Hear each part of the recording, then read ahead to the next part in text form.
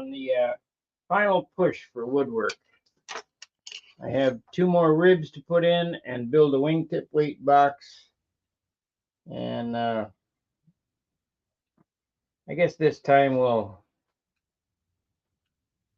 do the landing gear before. A lot of times I wait till the airplane's done and build the wheel pants and landing gear afterwards. But I think we'll do it before this time. I also need to work on the finish of this cheek cowl, but that's not until after it's covered anyway. But I did rough it in, and boy, sanding this plywood, it was a bear. But I got sanders. Yeah, let me take that on there so it don't fall off. We'll work on this outboard wingtip, finish that up, and build a wingtip weight box, and we should start covering tomorrow.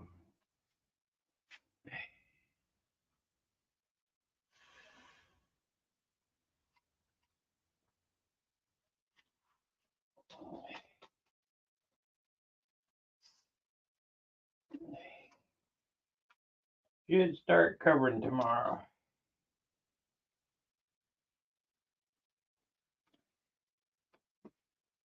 It's going to be a pretty nice looking profile, though, I think.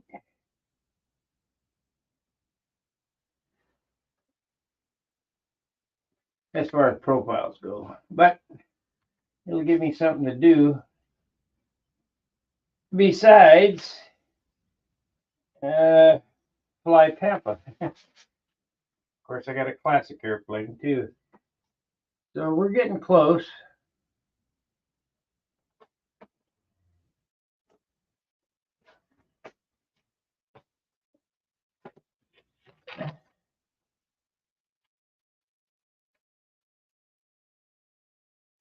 Huh.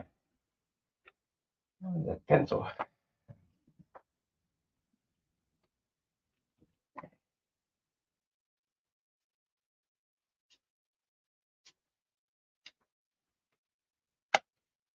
Okay, I need to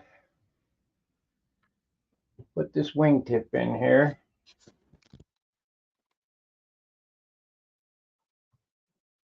So we need to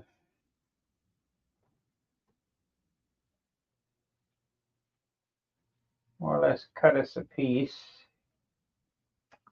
this long.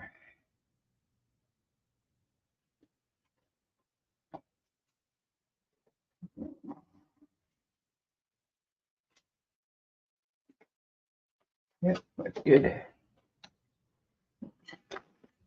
Let me get the mouse. We got 5 watchers. Comments. Alrighty.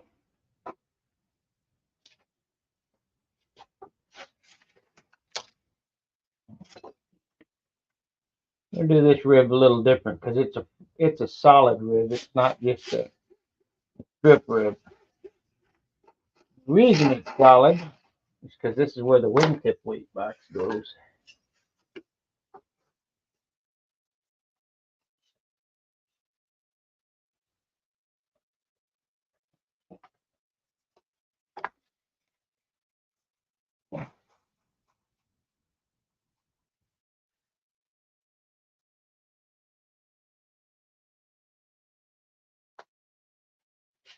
Now let me show you how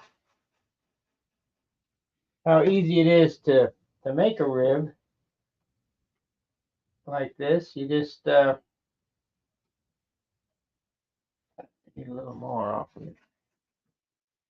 I have to go get some water too today.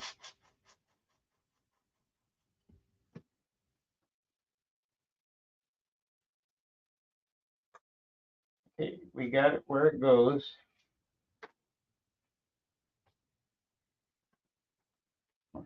We're going to cut a little big so I can sand it down, but you just put it up there and you mark the leading and trailing edges. So put a mark on each one.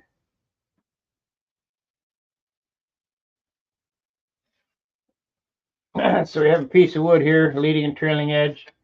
Grab your tip, your rib template, and it's basically just like cutting off the tails. You set the nose on the mark, the nose of the rib on the mark, and the tail on the other mark.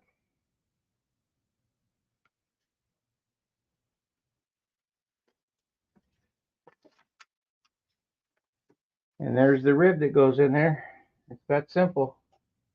Everything is just so simple with this stuff. It just takes a little practice to be able to sand and cut.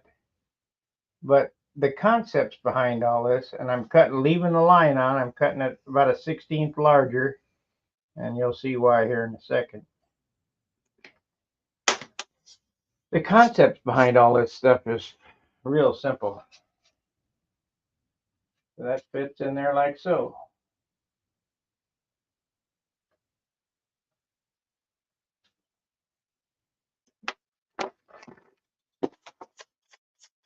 I try to make everything fit perfect.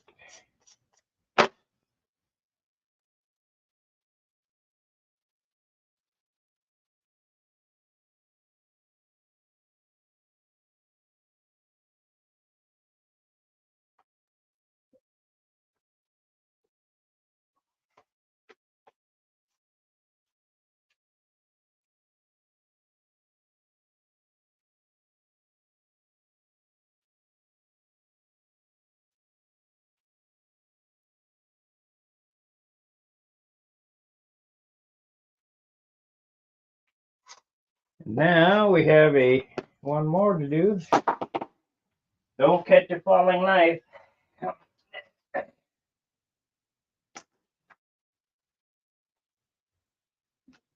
Now it got hot.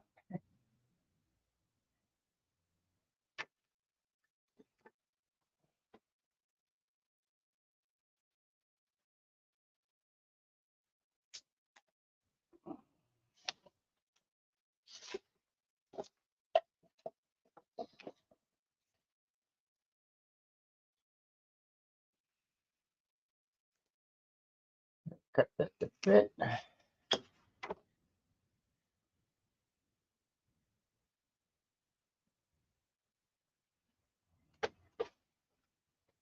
Good morning, guys.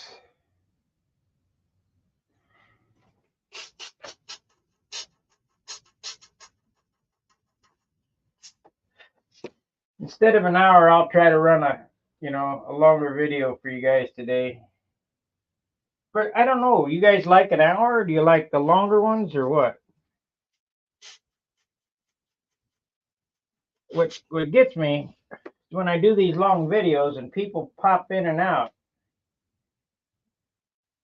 I realize that 4 hours is a long time to spend with me. I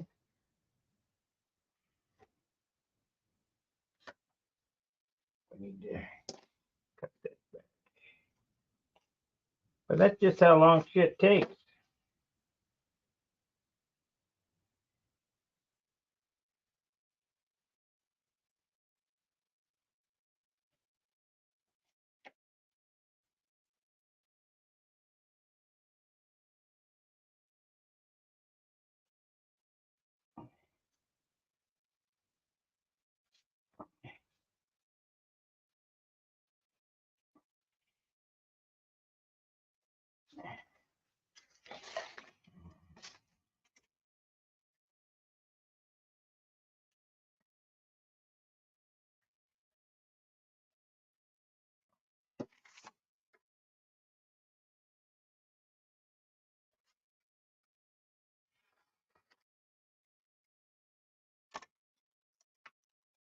And there we have a rib for the tip.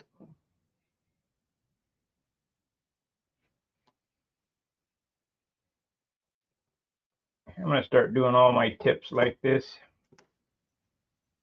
No matter what airplane I build, I want to start building them like this, the tips.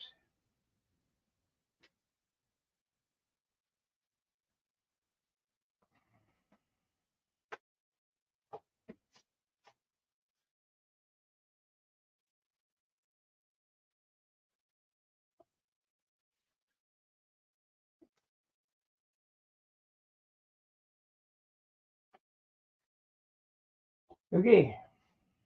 Ta-da! Now we just got to sand and shape that, and then I'll be, of course, I still have to drill the holes and cut the plywood for these.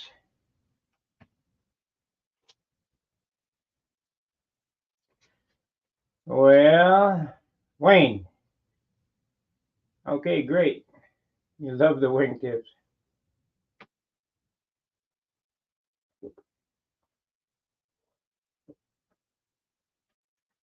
At least now I know Lisa is Wayne.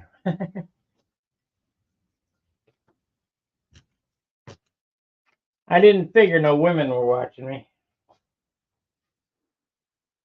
Of course, we got Annie who watches me.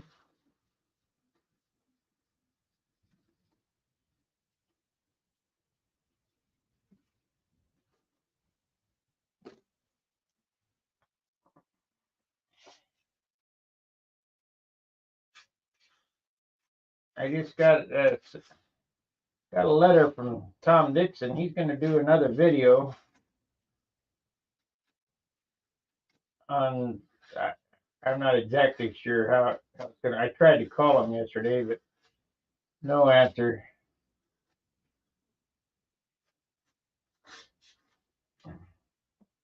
Whatever he does, I'm sure it'll be fine.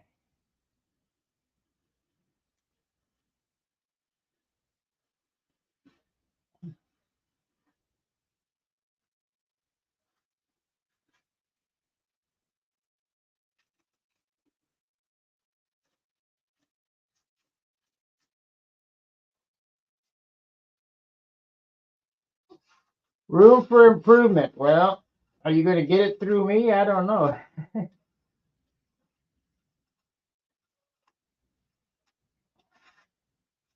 I build better than some, but not as good as others, you know.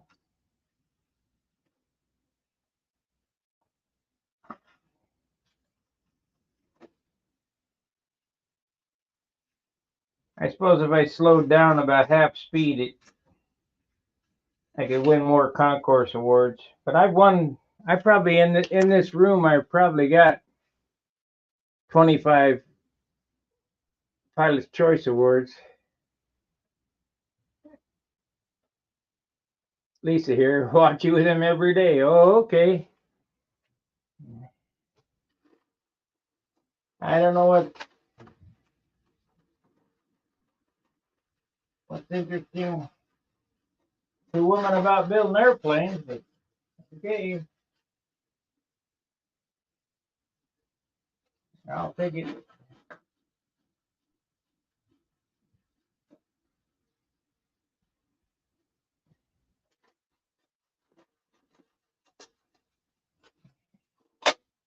What the hell's this? Is it loose? No.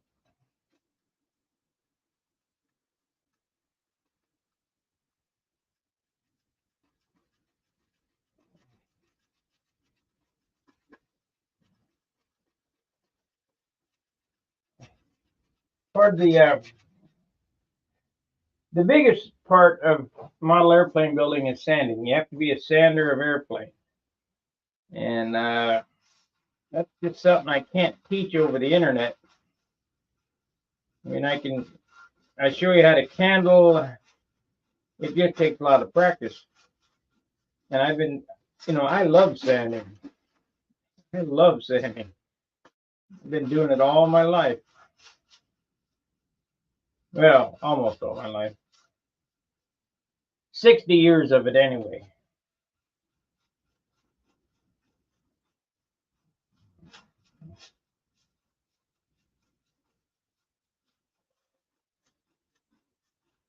It's the zen of sanding. You just kind of zone out, and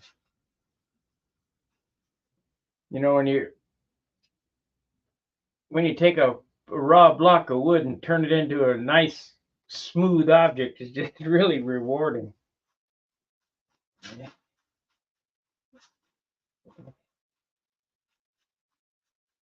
I'm going to give my hand at carving pilots. Tommy Looper seems to think I can do it, and I've been watching some videos on how to do human form. And I think I can do it.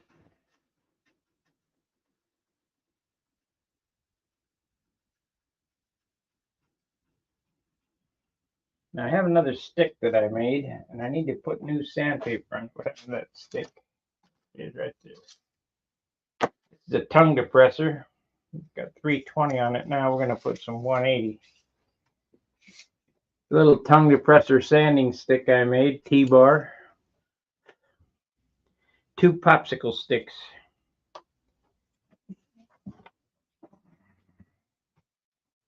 So just take some 180 here, and that way I can level out them ribs. And I suppose I could, this is a paint stir.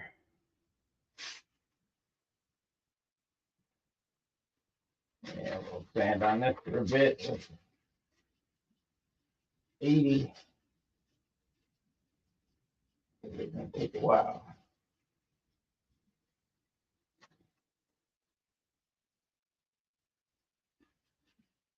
You know what? I'm going to join those two together. Let's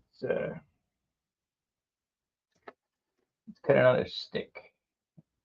Yay long. Put this right here. This is where my weight box goes in. So I wanted to, this is a full rib here, you know, solid rib, and this basically is 2 half ribs with an 1/8 inch gap in, but we'll just fill that gap. You know what, I could even do better than that. We'll do it with this stick here. And that way it goes complete.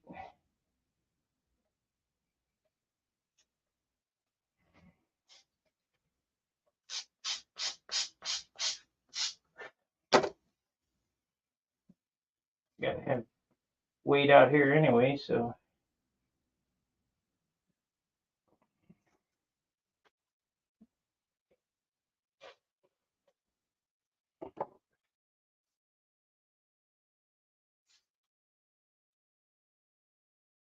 Three sixteenths.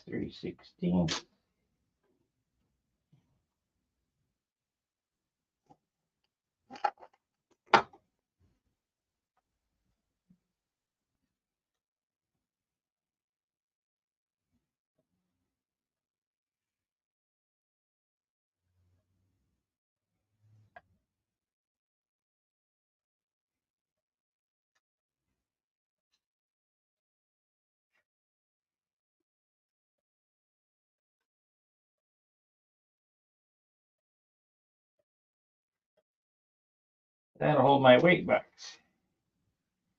between these 2 ribs here. And now it won't wiggle while I'm sanding. A little stick here.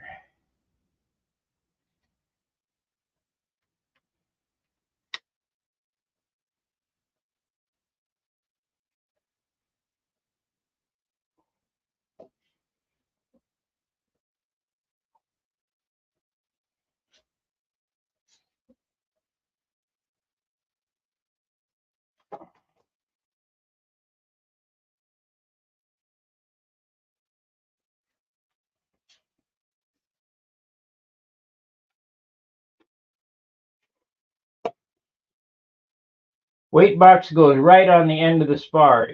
The weight box glues right to the end of the spar in the second to the last bay of the wingtip. And that should be pretty much centered between, well, I got to sand the bottom of that one too. That I can see a high rib over there. Whee! Look at it.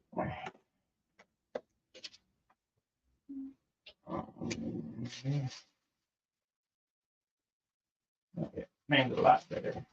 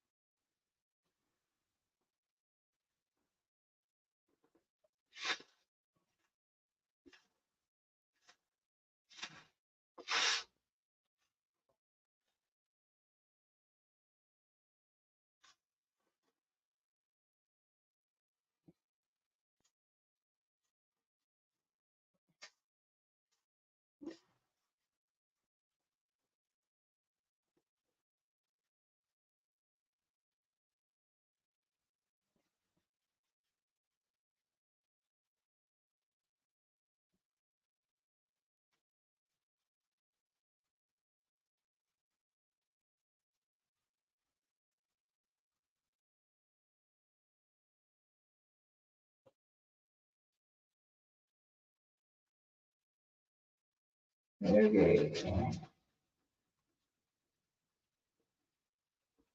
I guess Viper profile plans are going to become a reality. Steve wants to do them.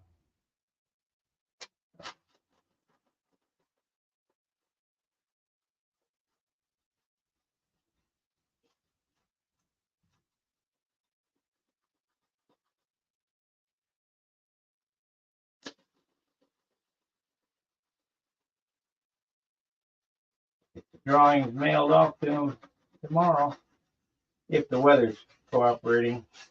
I don't go out when it's cold. I hate the cold.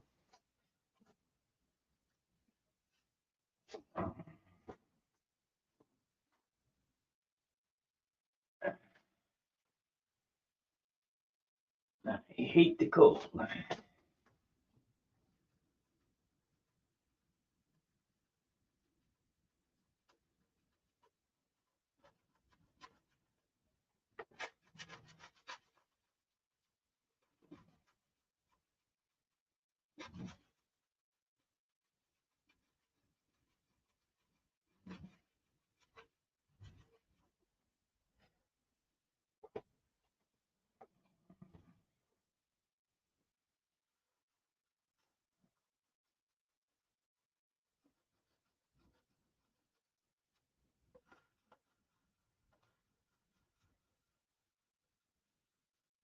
Getting close now.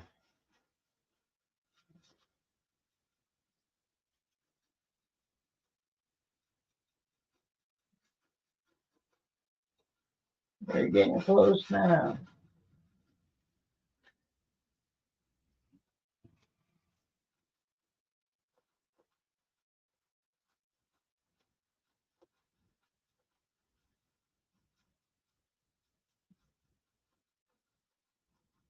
What'll happen is I'll probably finish the woodwork today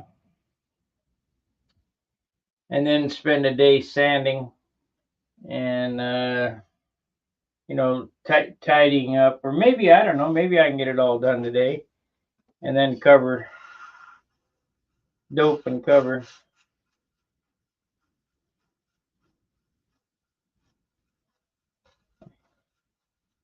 I'm going to use materials that I'm not buying nothing. I'm going to use materials that I already have. This airplane is going to be red because I got a gallon of stun hanger red.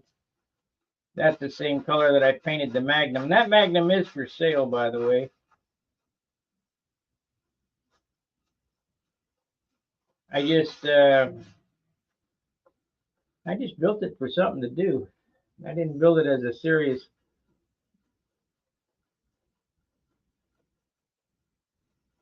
contender airplane for me.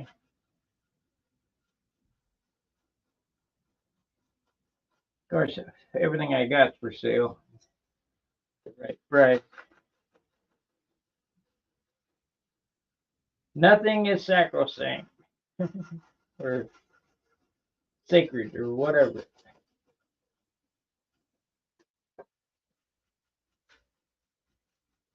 That was the same with my motorcycles too.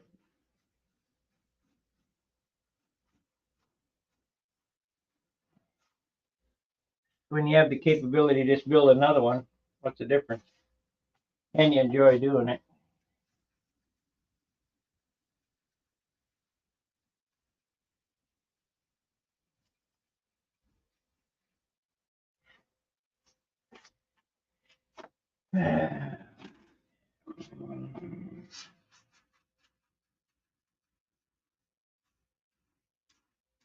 All the standing, I should have been a body man instead of a.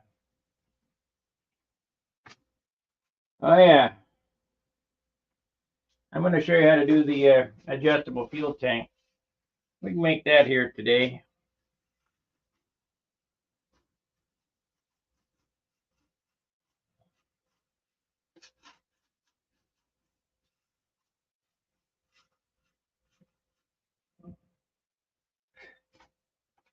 Okay, I've got it roughed in there. That's pretty close to roughed in. I think I need to drop this a little bit here.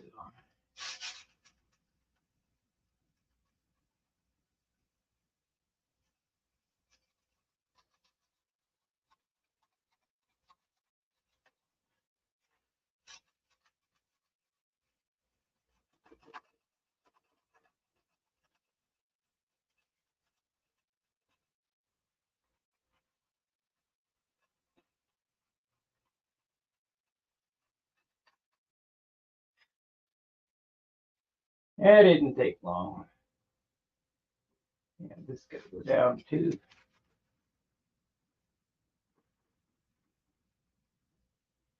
So how I need to do that is, yeah, go down the whole way. We need to get this stick going.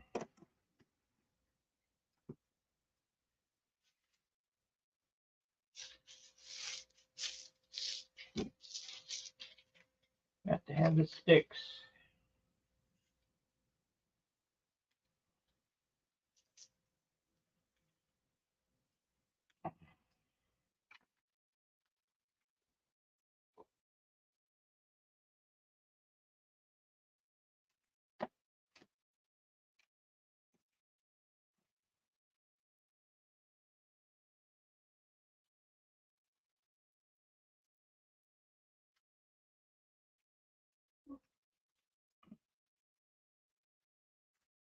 We'll set this out of the way so that it doesn't get dust on it, so I can use it again.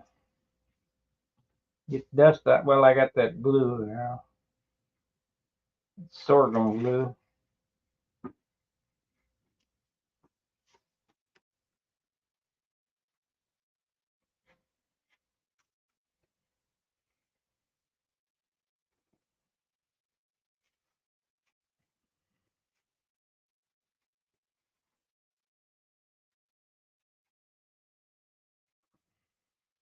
God, they don't make anything like they used to. Junk. Okay.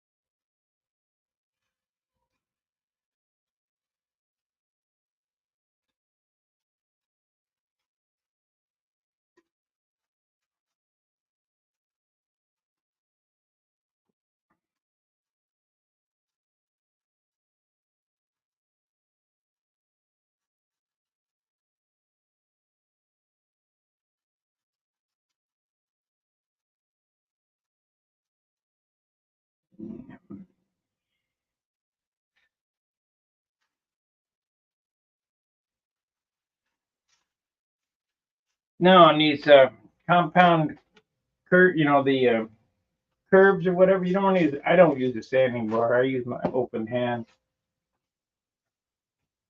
You got to be careful. You can get waves in it.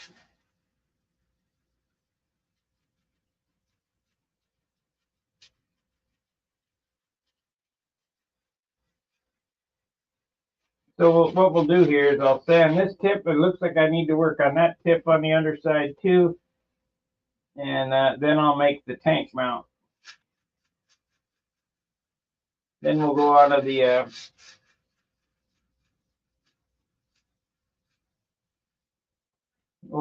to the wingtip weight box. Probably a little out of order, but some want to see that tank mount, so we'll do that. Now that would look like crap right there, so we need to work on this.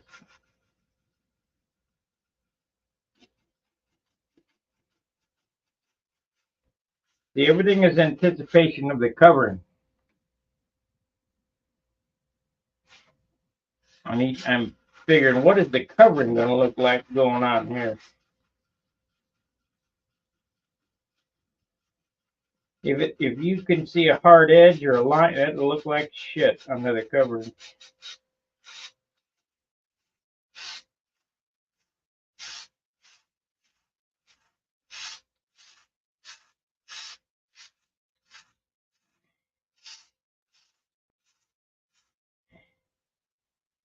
I can feel a ridge right there. No good. No good.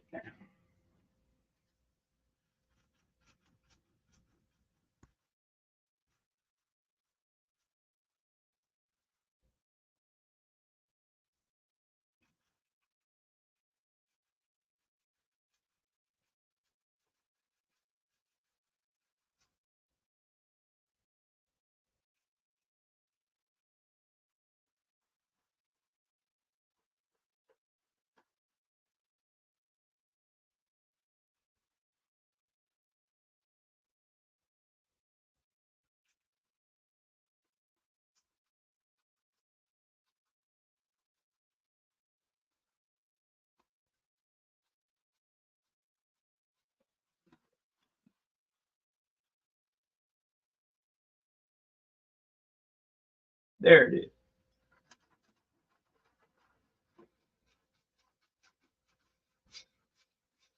There it is.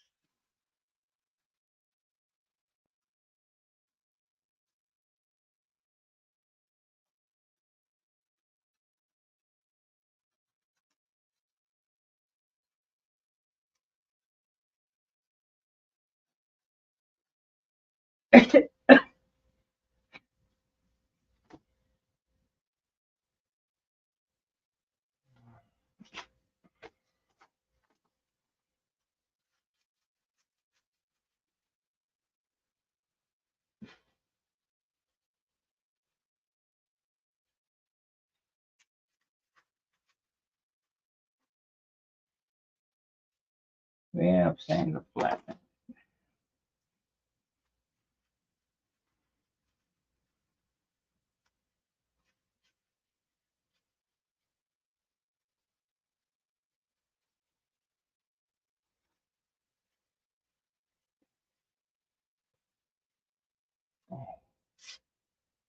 Hell, with my car fixed, I won't know how to act. I won't know whether it's running or not. But at least the EGR isn't cycling. Had a hole in the exhaust pipe, size of a quarter, where the hanger came down, and the dissimilar metals caused rust. And so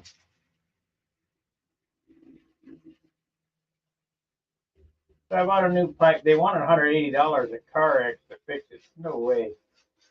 It did end up costing me $160 though, because it cost $60 for the pipe and $100 to put it on. But if I wasn't so miserable, I would have put it on myself.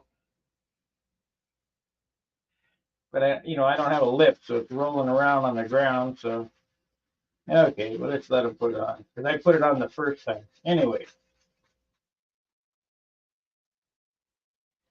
how I knew there was a problem is that when I turned on the air conditioning, it stalled the engine because the EGR valve was reading, the map sensor was reading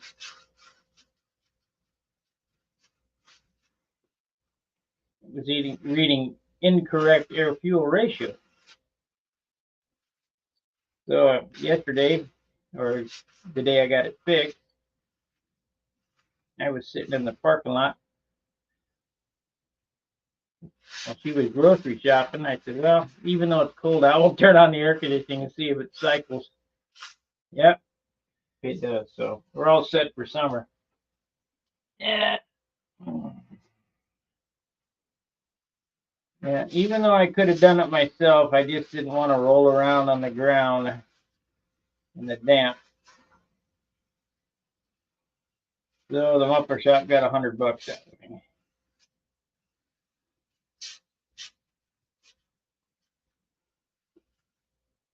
Should have been a $50 job. It's only took that guy way longer than what it took me.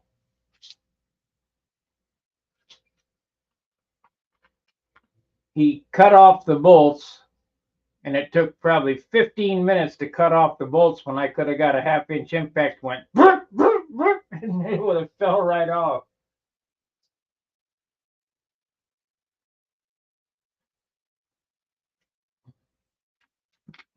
My half-inch impact will break them rusted bolts. Snap them right off.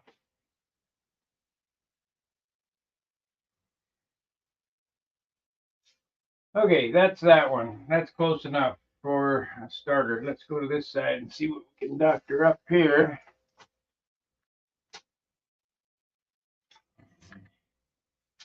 We know that this is incorrect.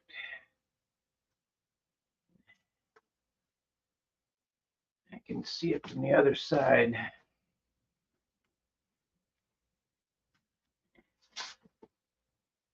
Oh yeah, way high, way high.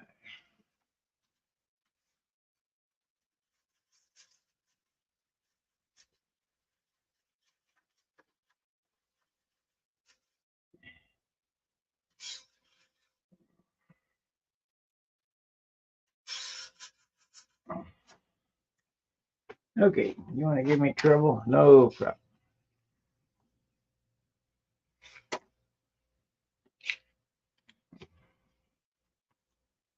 No problem.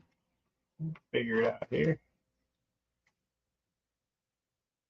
Cut a stick.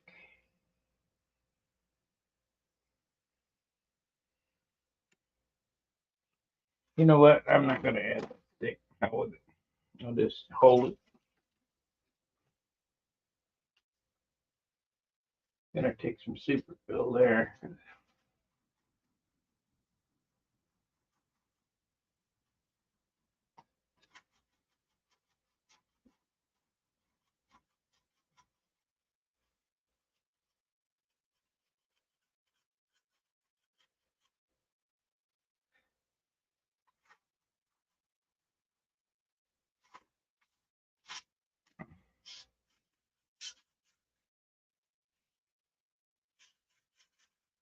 That's why I didn't do that. It was wiggling all around. We got it now.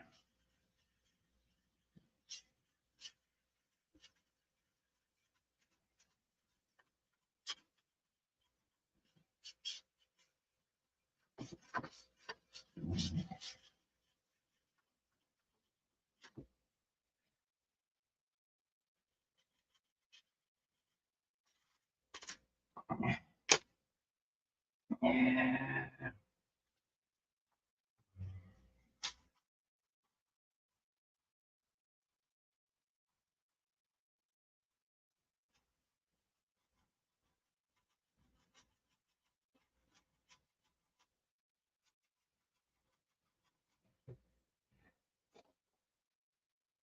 This is basswood I'm sanding now.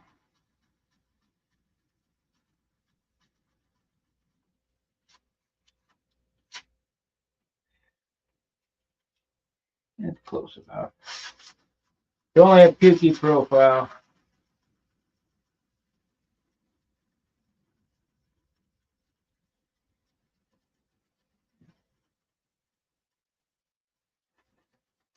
You don't even get appearance points for profiles. Why am I worried? Just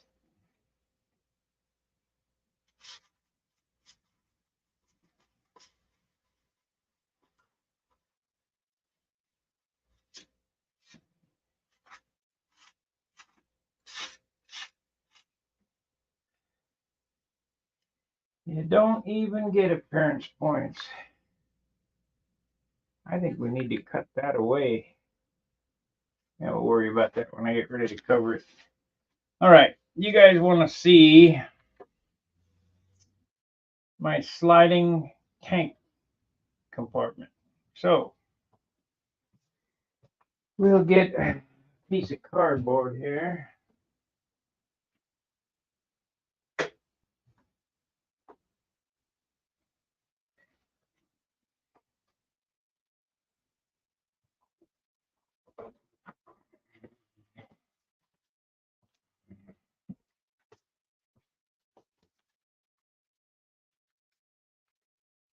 Oh, this is final.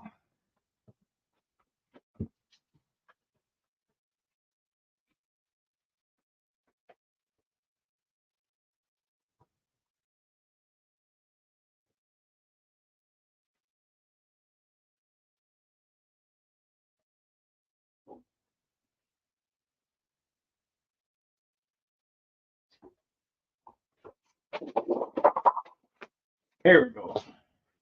Here it is.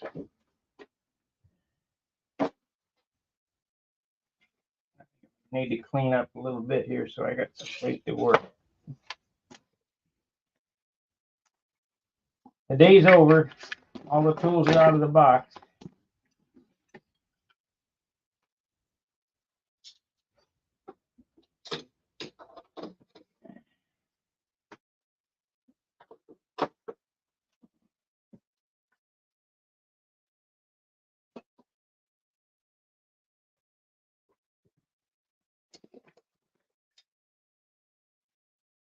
It's a tap.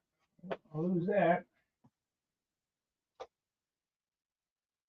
Tap. Tap. Got battery on this.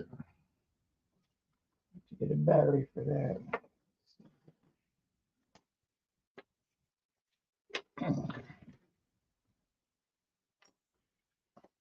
I ended up finding my motor plates and now they're lost again. I'm gonna need this. Gonna need this. Don't need this. Let's get this off the bench.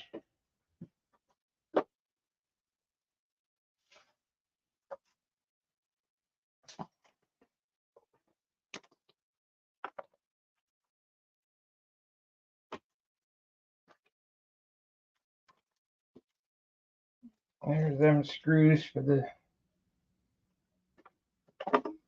elevator horn. What the hell did I do with them plates? The motor plates.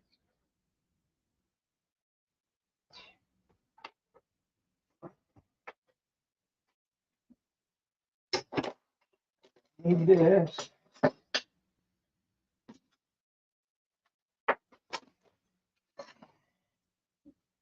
Don't need these. Look at this.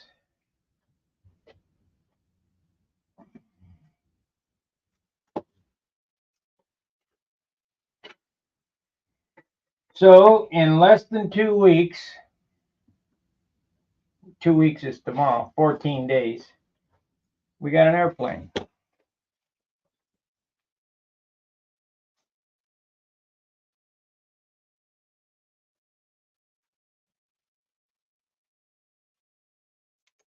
Not bad. Not too shabby.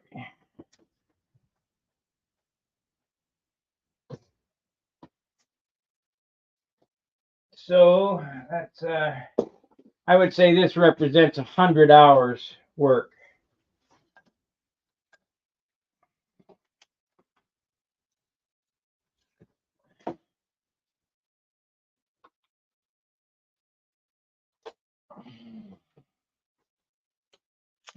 These later.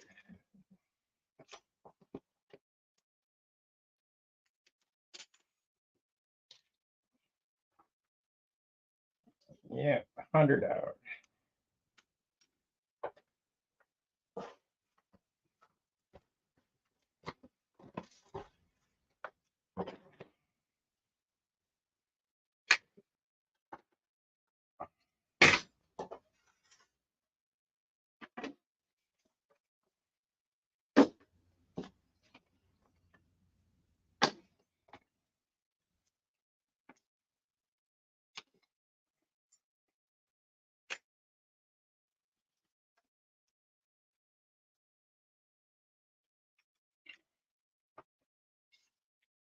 Okay.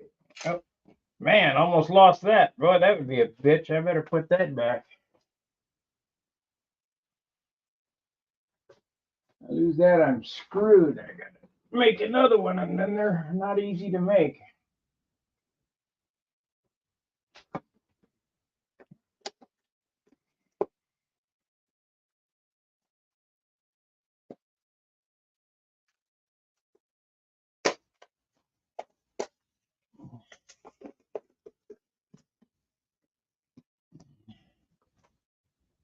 To get rid of that box. That box here is just ate up. We got a couple more down there. Okay, stick there.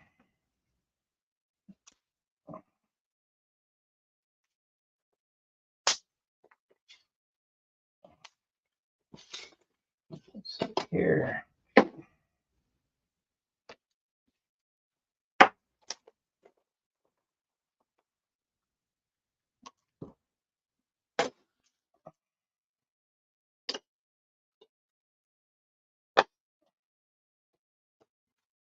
We're almost there. I just need a place to work, so I gotta clean this mess up.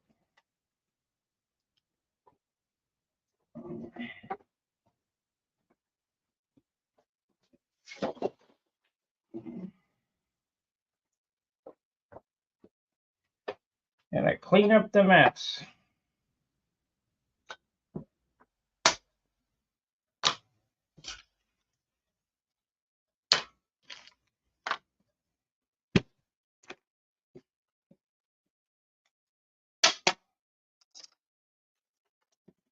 Get this off the table.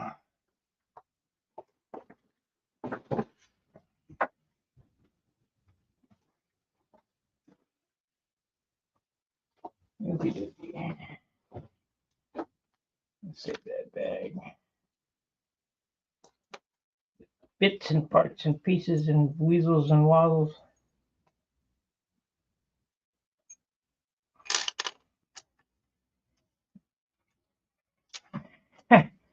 Can't believe it, them motor pads have just disappeared.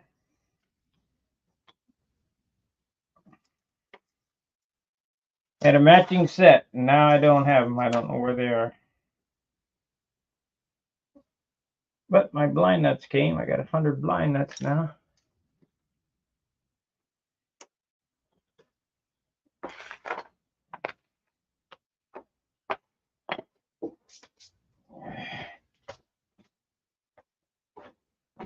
I don't know, what did Steve do it there?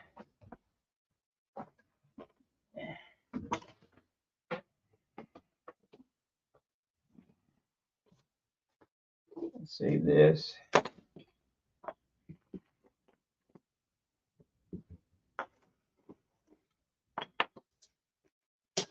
That's plywood. Save that.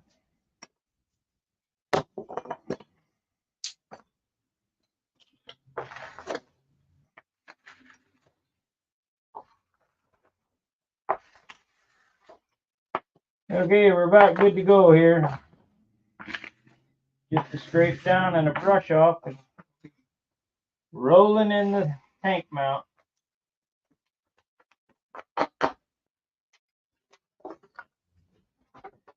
Okay.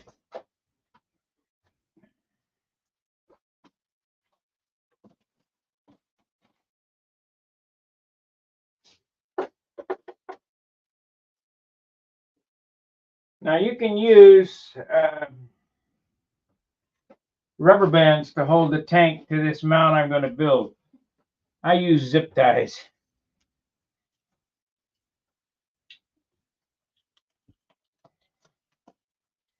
Zip ties are more positive lock than crappy rubber bands because the nitro attacks the rubber and it becomes weak, breaks.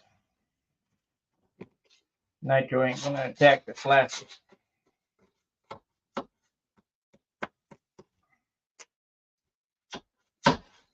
George Carlin said it best. The earth needed plastic, so it made us, and it became the earth plus plastic.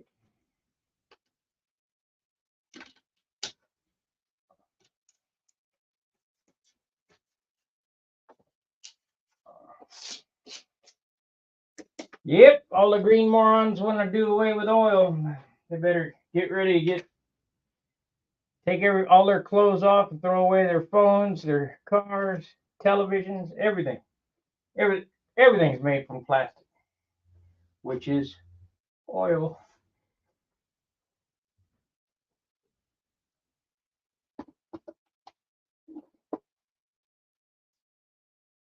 because they won't. It's just like the model engine control line model engine business. No manufacturer is going to make control line engines because there's no market for it. Well, if they quit gasoline, hell, them companies just go out of business, and there won't be any more petroleum products. No plastic. Yeah, think ahead, too. Shit. The next time you're buying something for control line, well, there's my motor pads. Next time you're buying something for control line, don't buy one, buy 10. You know, keep our suppliers in business.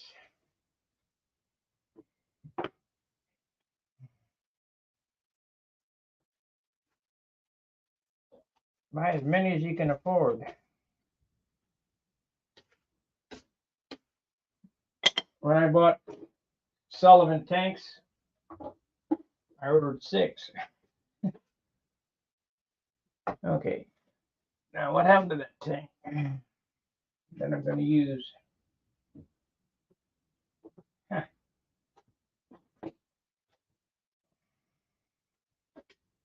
I'll look around for that now.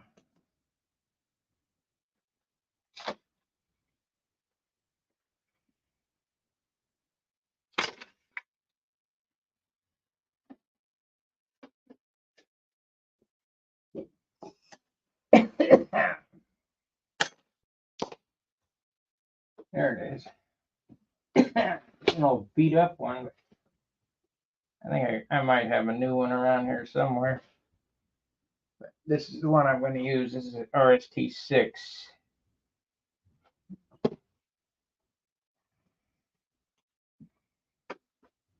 So I've already drilled my holes in the fuselage.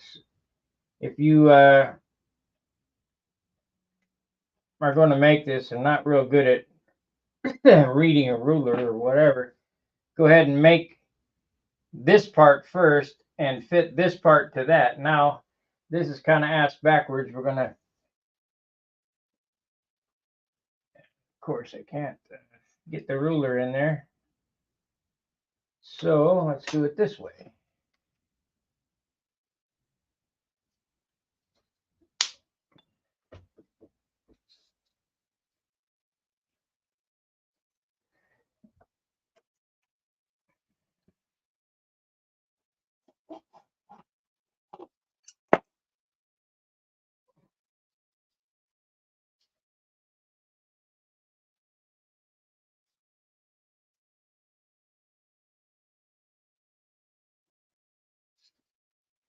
Okay, now we have a measurement.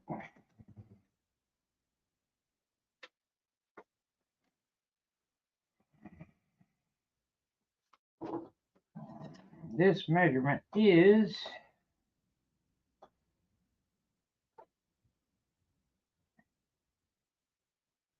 5 13/16. No, 4 13/16. Yeah. 4 13/16.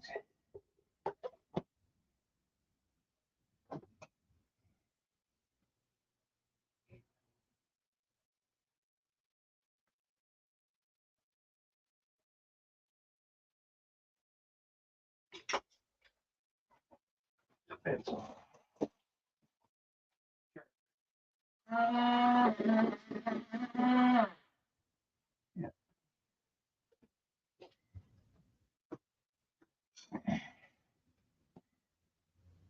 13/16.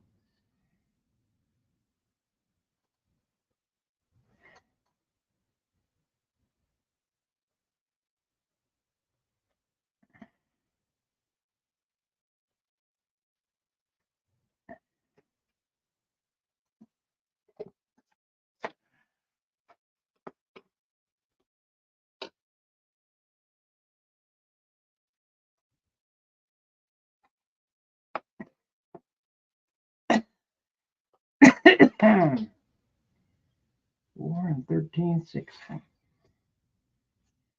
Now I'm not going to measure this. You need an 1/8 inch slot, so it's a 16th on each side of that. I'll just eyeball it.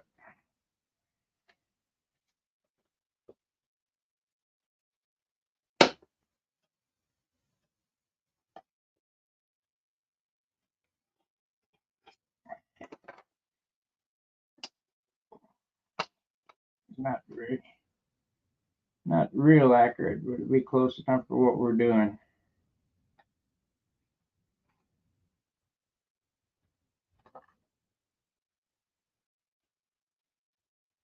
It'll be close enough.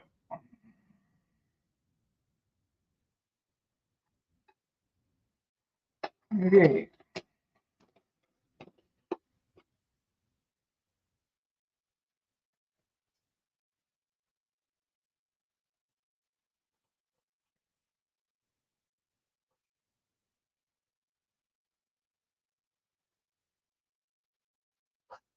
Yeah, not real.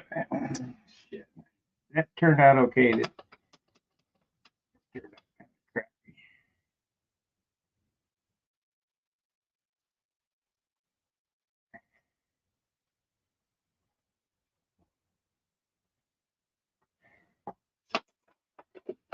Try again.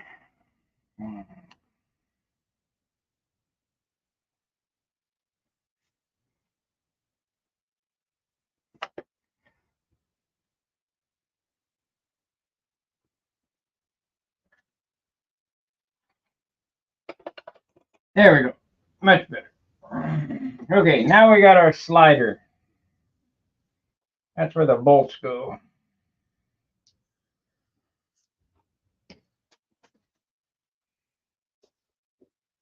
And unfortunately, I was stupid and I put them in the center, so we're going to have a slight problem, but no big deal. We'll do it this way. Yeah, we'll do it that way. Put it in like that, not like that.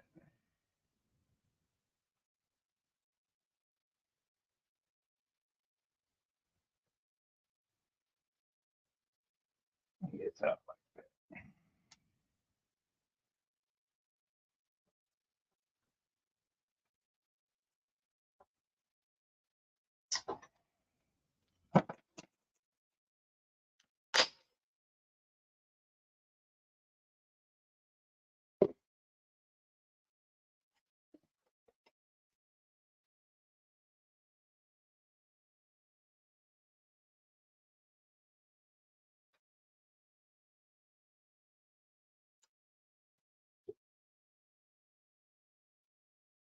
You'll make it.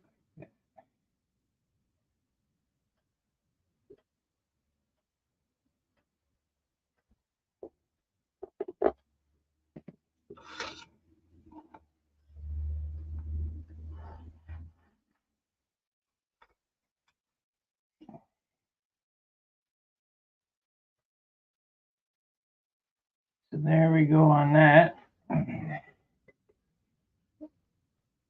Don't make it a 1/2 inch up. They don't need to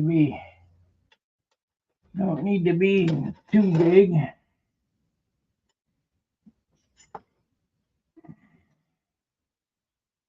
1/2 inch up. 1/2 inch down.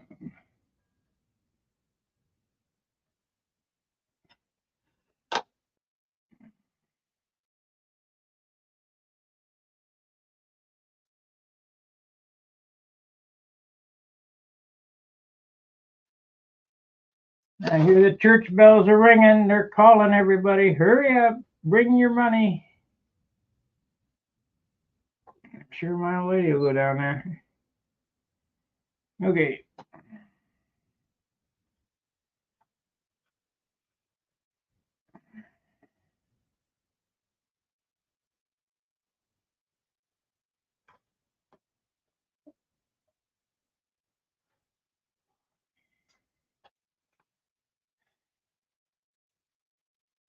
I'm just going to make this a square. I'm not going to get too crazy with it.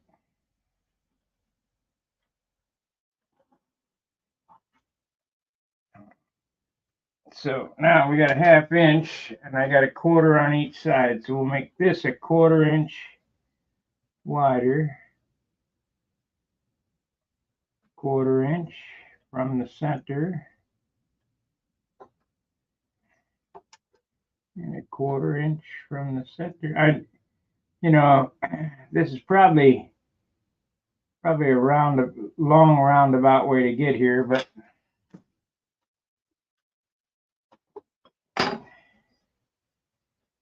I want to make sure it fits the first time. I don't want to monkey around.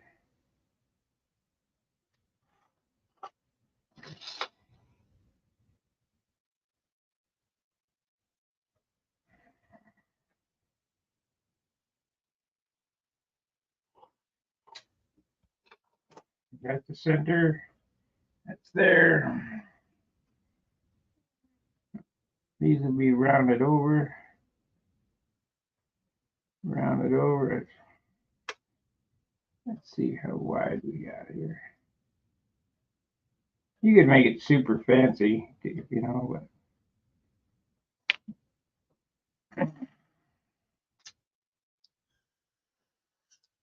now if I choose to mount it like this, that's big enough yet. Let's measure the width of this thing. It's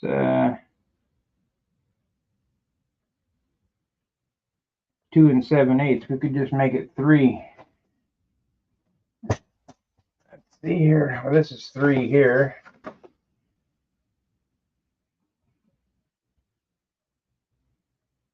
Yeah, let's make it 2 3/4.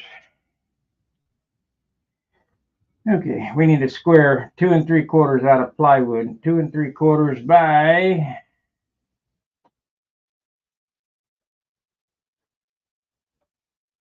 2 3/4 by 5 3/8.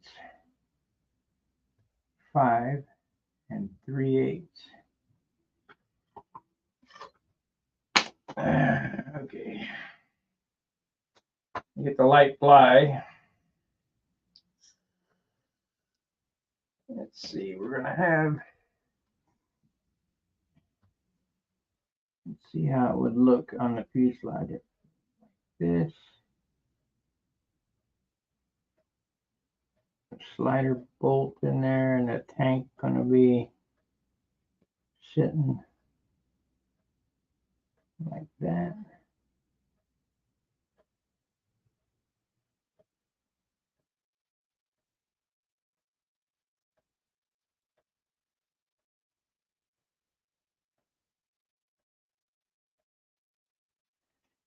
And we'll have a plywood floor here.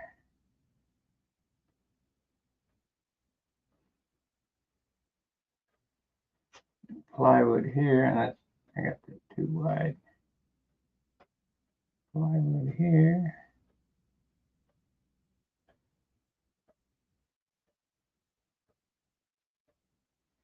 The zip tie go around there like so. And this will slide up and down.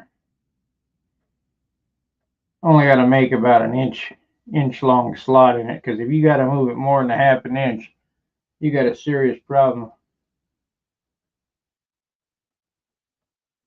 And then the bad thing was is I didn't anticipate. I put them bolt holes right in the damn center line of the plug, the glow plug. And that's right where the inlet's going to come. I'm going to have a hard time getting a ball driver behind the nipple or behind the neck here. The back one's not too bad. I guess all else fails, I can run a wood screw in there. Let me get a piece of plywood here.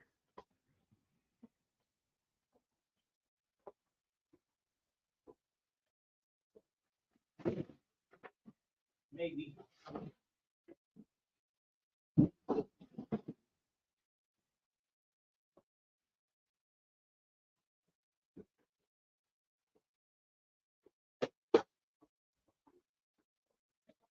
Light ply.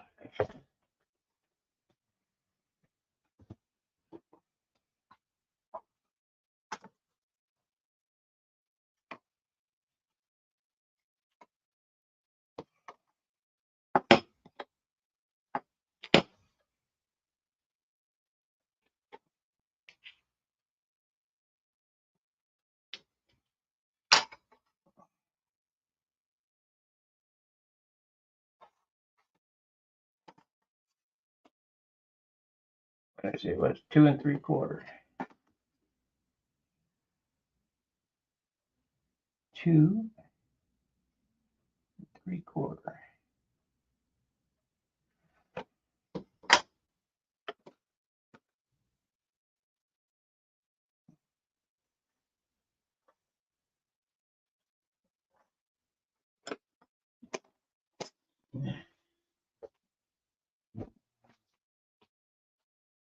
Two and 3/4.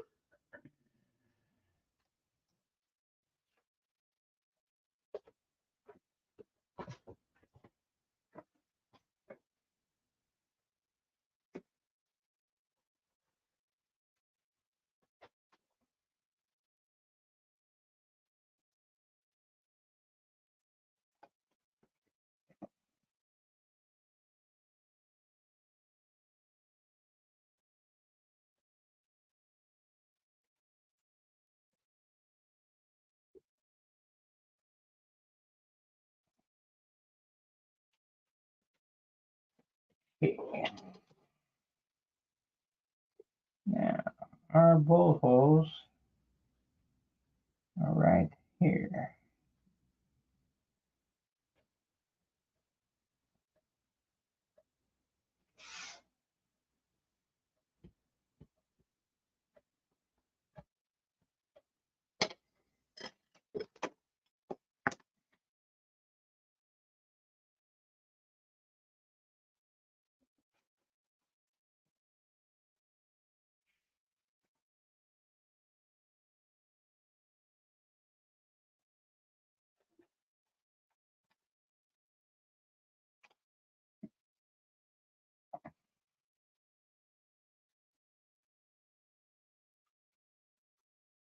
So this mounts to this, and this whole thing slides up and down on the fuselage. Oh, you can't see what I'm doing.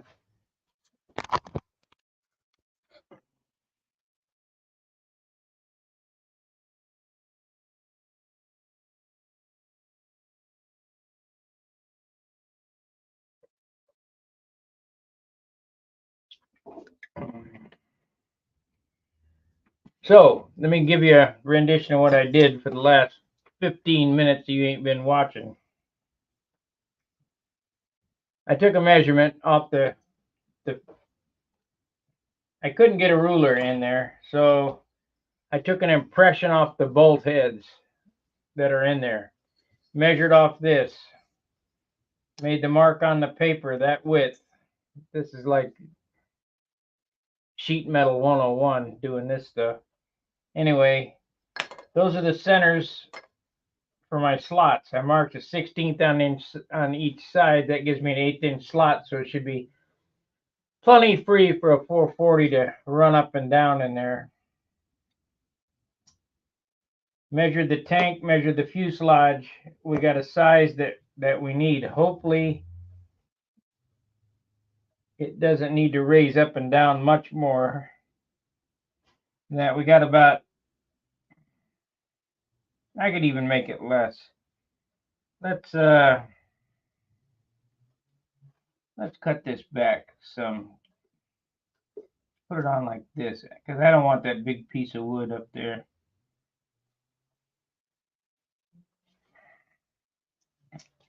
We have 1/2 inch.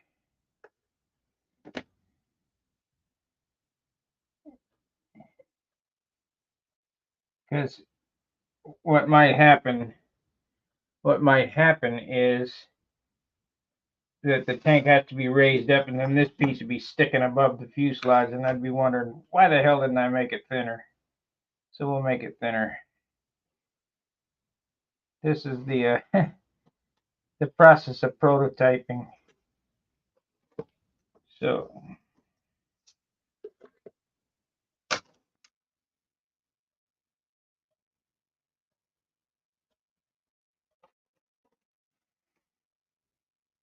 it'll be fine. Trust me.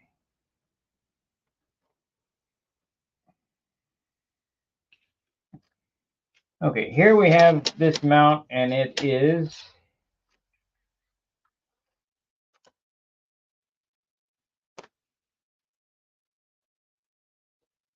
2.5, so 1.25 inches. 1.25 inches is the center line. And we're going to put our bolt holes right there. And right there. Now we're going to want a 1/2 inch up and down movement. So we put that there. Mark it at 1. It will not take a 1/2 inch. It will not take a 1/2 inch. But we'll just leave it there just in case. You know, most of the take is 1/8 of an inch. But you never know. You might want to do something else. I put a bigger tank on it or something. So I need a slot there. So let me cut this up real quick. And then we'll run it over to the sander and sand it.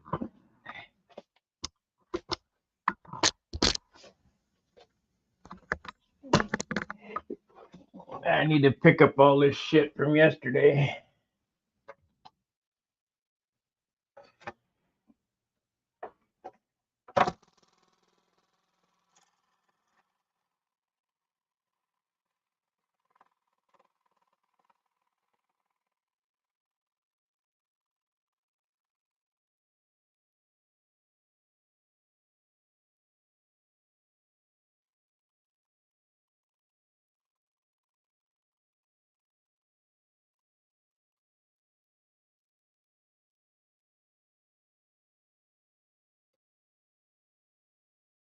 Sanding.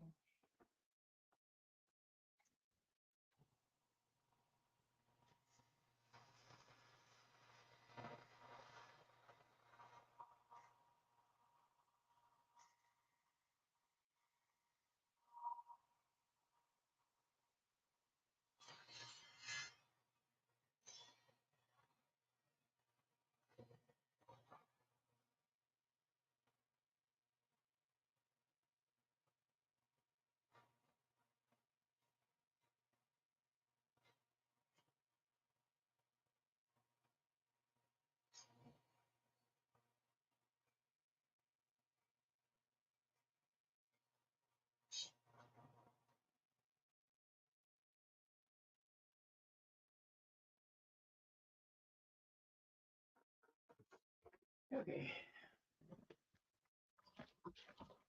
This coin isn't quite as interesting as canopy making or anything like that, but so here's our light ply tank mount.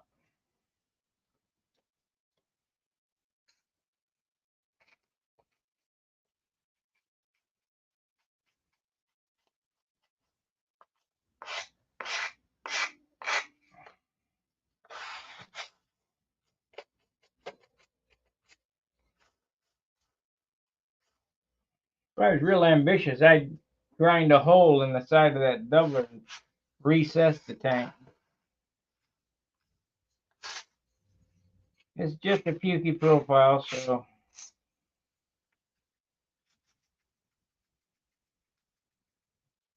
I think I'll probably recess this into this. Let's see if I offset this. No, I better not.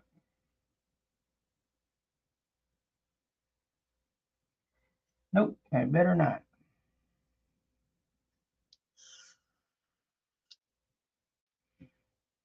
I don't know if I have any zip ties in my box or not. So let's drill some holes. Got to get a battery in that. I think this has this battery. Still good. Yeah, I got them all out in the garage and put them on the charger.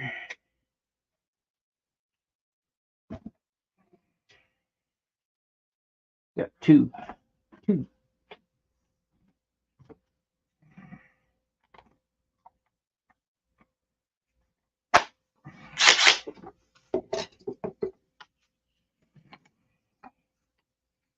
So put that right there.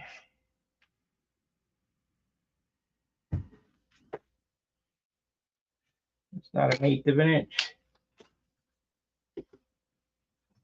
And there's an eighth. Well, that's 7/32. No, yeah, 7/32. That'd be all right.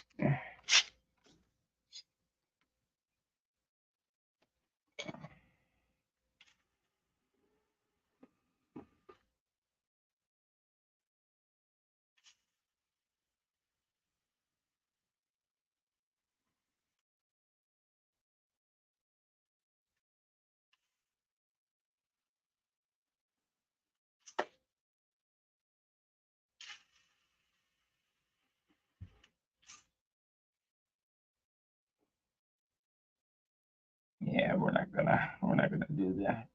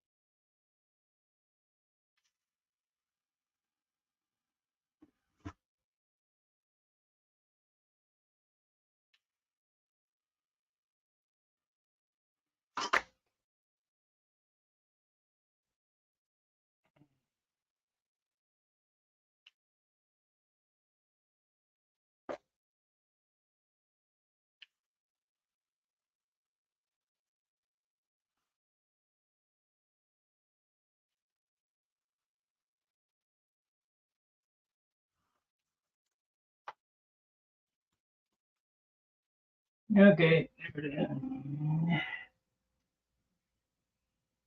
Phew. Just beat up the back. Oh well.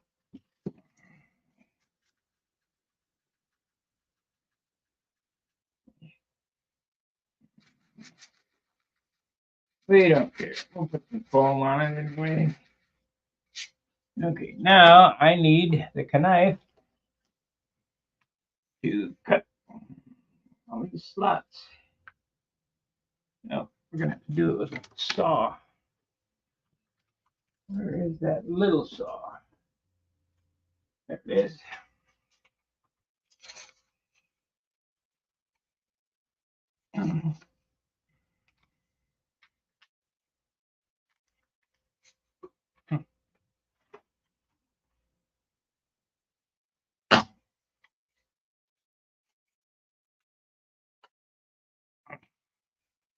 You don't want to cooperate.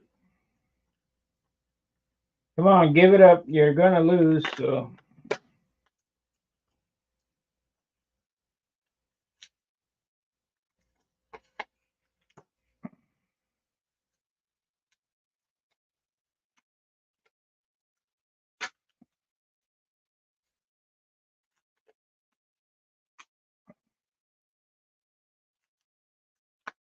There we go. That's one through.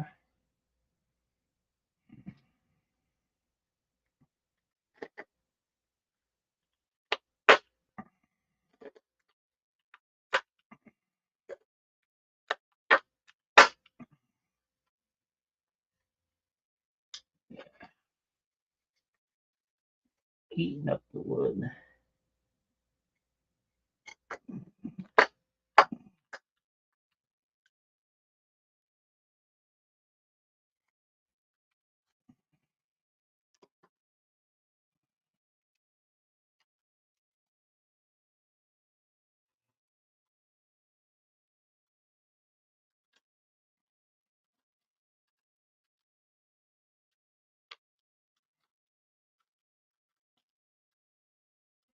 Have to go to Walgreens to get me some fingernail files again. How many you want? All of them.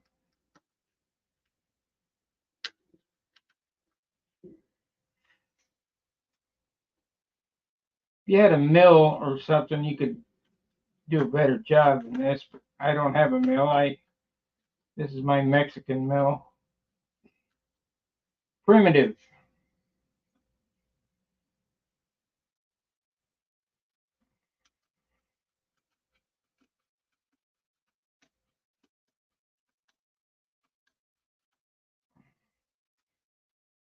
Any of the imperfections in this?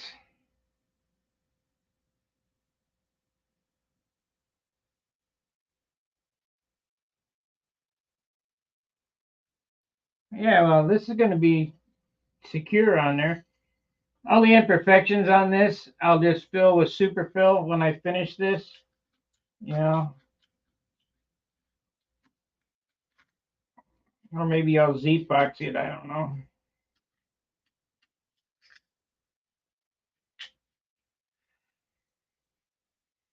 But it'll be beautiful when it's done. It'll look like part of the airplane, because it is. It's only a pukey profile,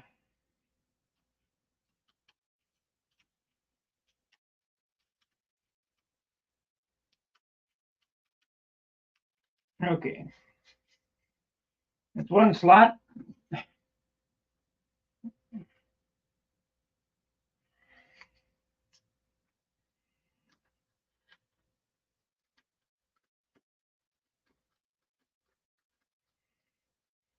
Part of your job in the shop during the winter is to make an airplane that's trouble-free out on the field.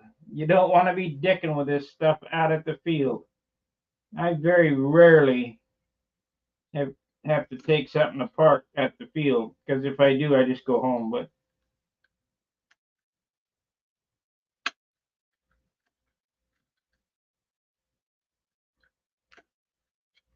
best to get all this shit figured out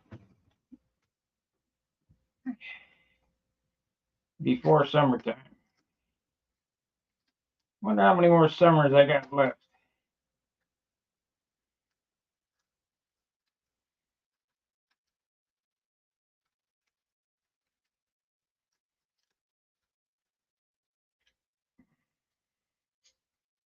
I think the count is getting down there.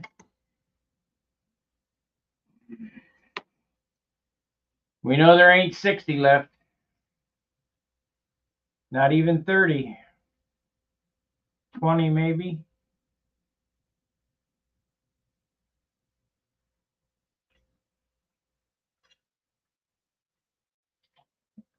I bet it's less than 20.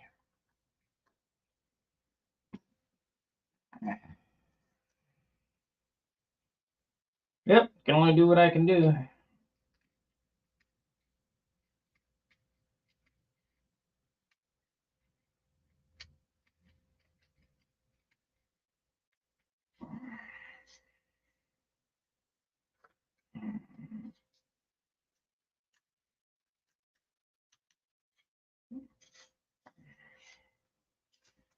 Okie dokie, we got this done here.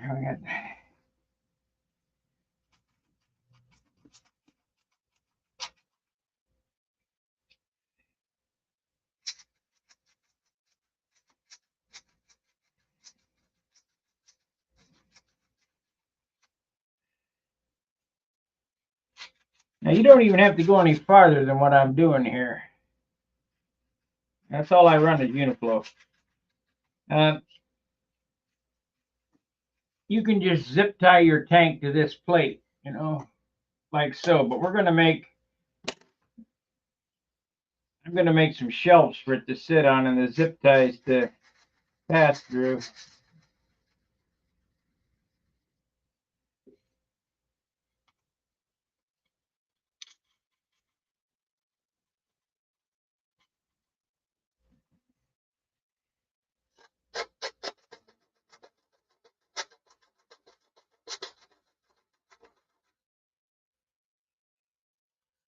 There is one slot done. Now on to the next one.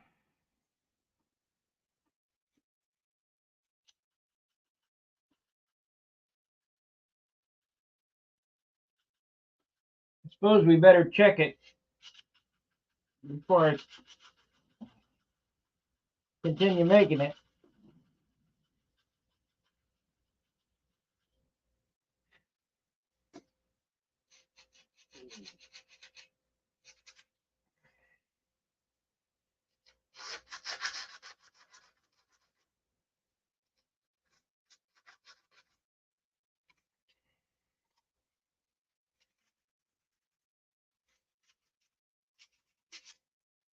Okay, let's check it. Make sure it fits on there.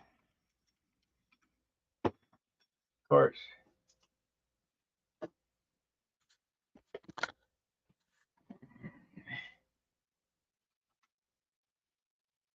We gotta check it. Should fit. Get enough dicking around here.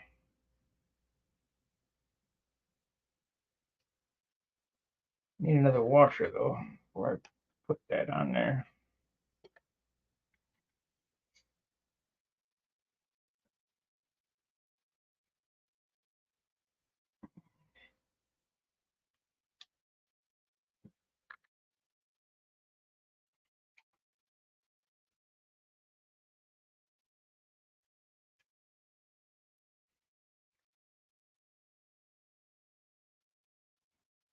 Where's another washer? There's one. Right there.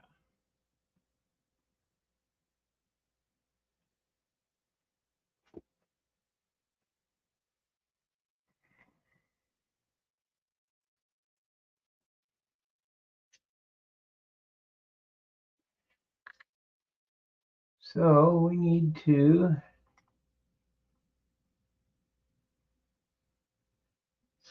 center this up.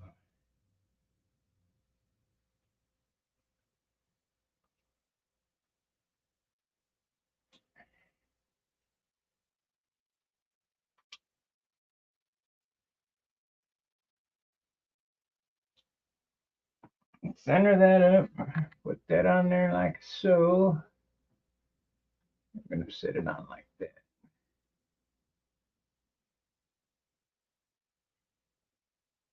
Oh yeah, I'll be able to get at that. No problem. Okay.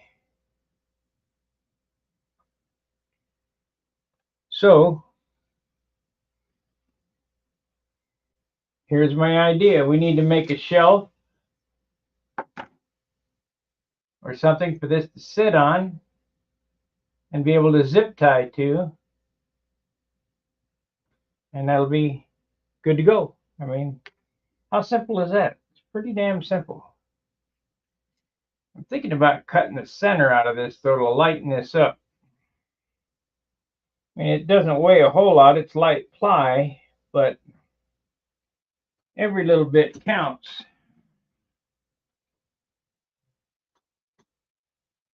You guys got any questions on this setup? I mean, it's pretty simple. Easy peasy.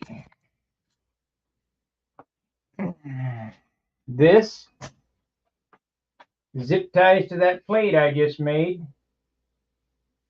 And now 2 screws, you can slide your tank up and down for tank adjustment. Of course, once you get it adjusted, that's it. It's over. You don't have to monkey with it. You got to have some adjustment there. You know, there was back in my younger days, we used to drill holes through the fuselage, stick wires out, and then put hooks on it, and then rubber band it to the fuel tank. But after a season of flying, that maybe the rubber bands are better today, but back then the rubber bands would just go fly off, and the tank would come off in flight.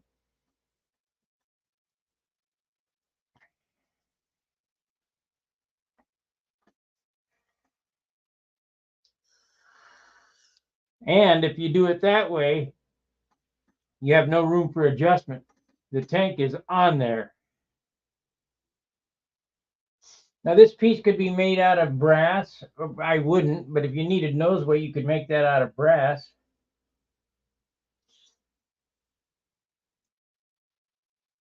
And I will put a piece of pipe insulation tape between the tank and this, so the tank doesn't vibrate.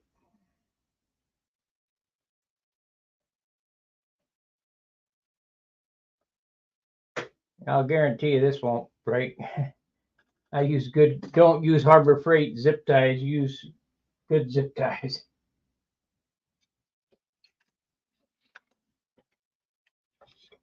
You know how to tell the difference between a good zip tie and a bad zip tie?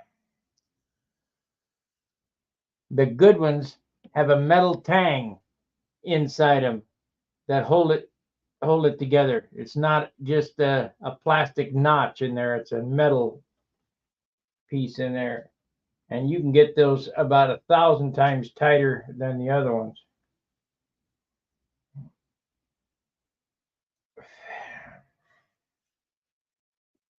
That's what I do. I use the metal tang.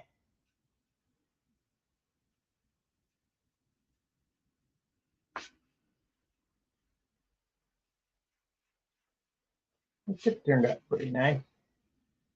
A little concerned with the inboard one, but not a whole lot I can do because of that lead out block.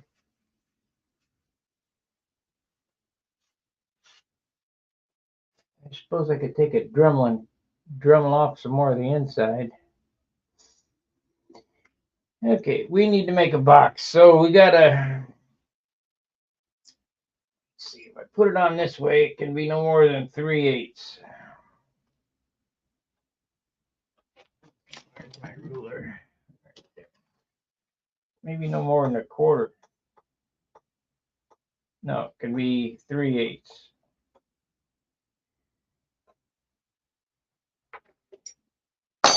And it better be epoxied on, not CA'd.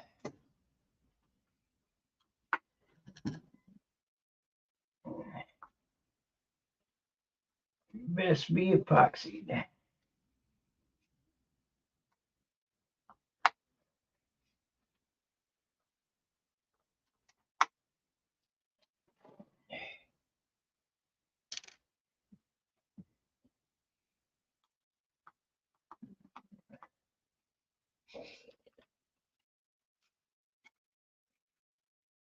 Yeah, you could always, if you're using a metal tank, always solder some brass tabs on it.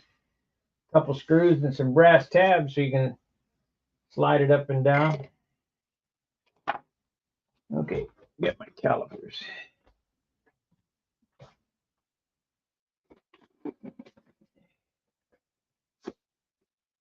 Get the calipers.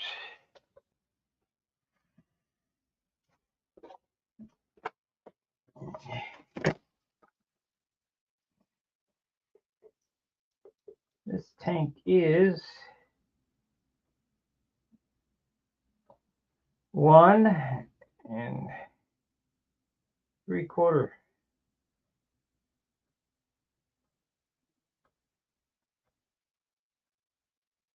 That's 700 thousandths. Tight. 750 to be loose. 701 710 thousandths.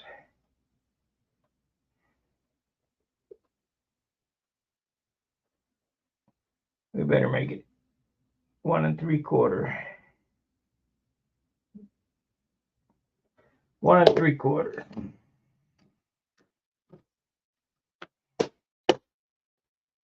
1 3/4. I should have measured how long. Well, we'll get it this way. 1 3/4 by 4. 4 1/16. 4 1/8.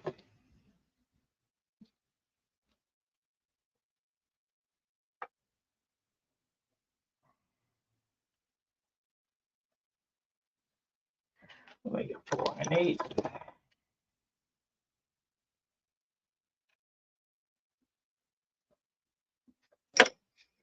1 3/4 by 4 1/8. Yeah, okay. So if I it's an eighth, so it's going to be 4 3/8. I need 2 pieces 4 3/8 and 2 pieces 1 3/4. So we need to cut some more wood over here.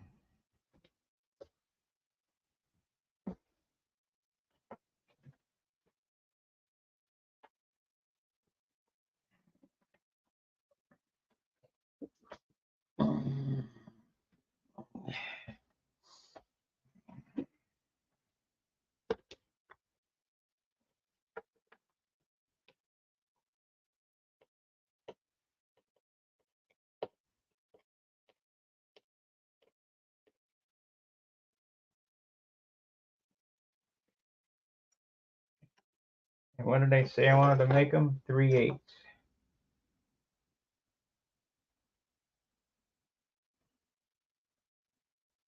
Well, I can always grind a. We can make them a half. Let's make them a half. Then I can grind a notch in it. Soldering tabs in the direction that I am going, but I'm not sure that my soldering is good enough to keep from breaking.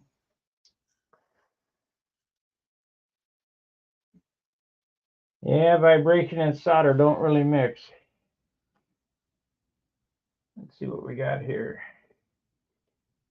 This is long enough, but it's kind of crappy. I need a 1/2 inch stick. I wish I had some more motor mount material. John, if you're watching, send me some motor mount material. Here we go. Here it is. I go through this maple like crazy. So we're gonna make some 1/2 inch pieces here. We need 4. We'll leave some for the kerf.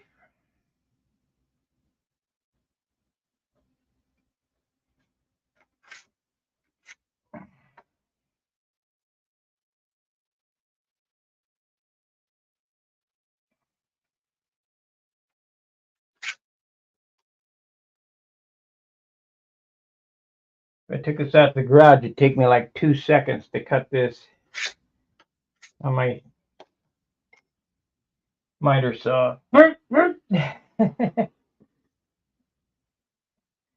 But I got to do it with a jigsaw up here.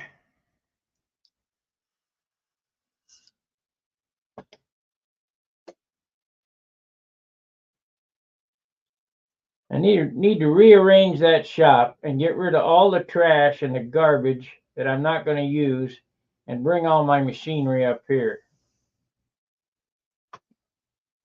Bring the drill press back, except the table saw is really nice too, but it's big. It's the size of the garage. You know, it's sitting in that bench. This little wimpy ass table saw from X-Acto ain't shit.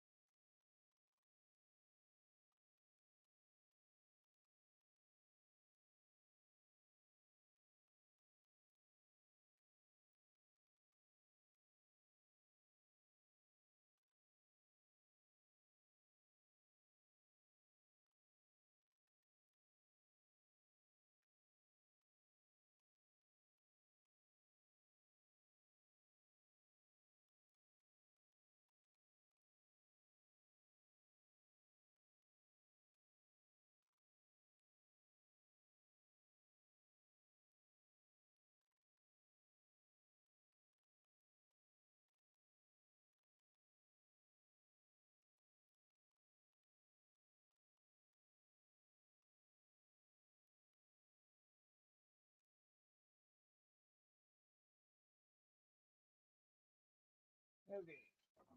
Let's sand them straight.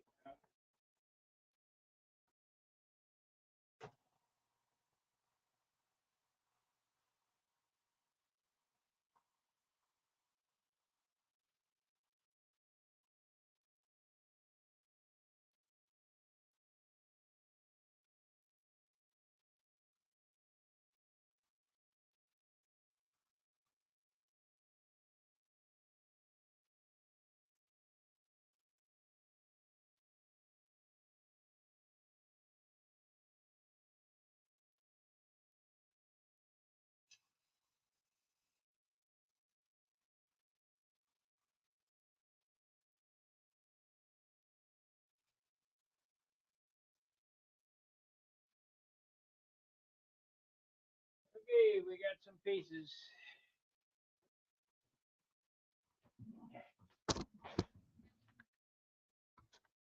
We got some pieces.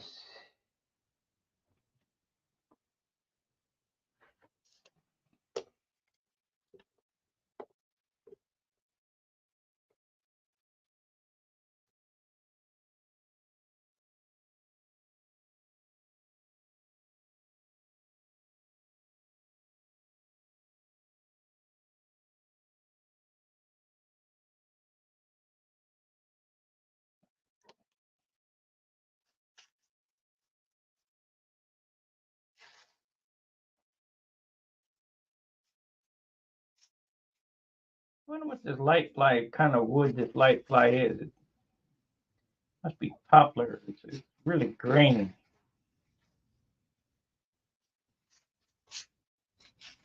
Bamboo.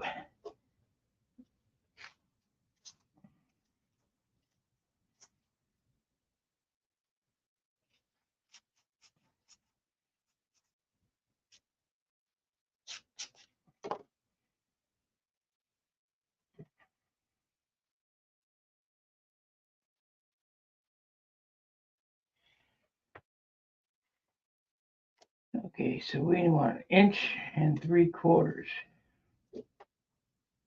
Two of them.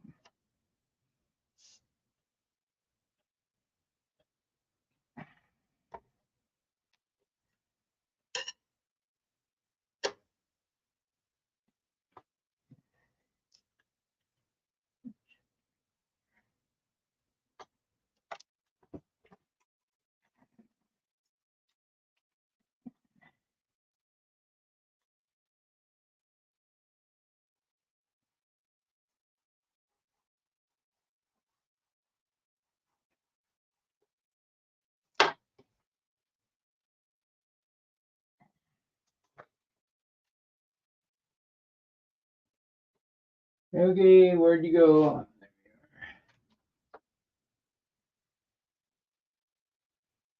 Thanks, Mom.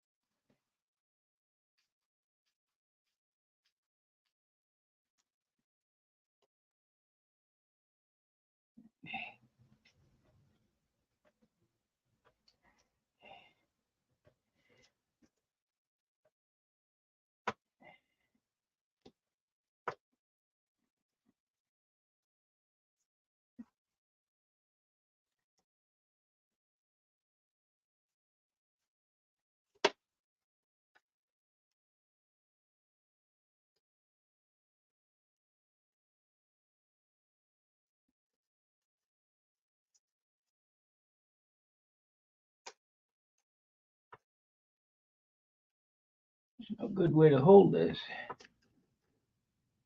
Come on, you're not gonna win. Give up.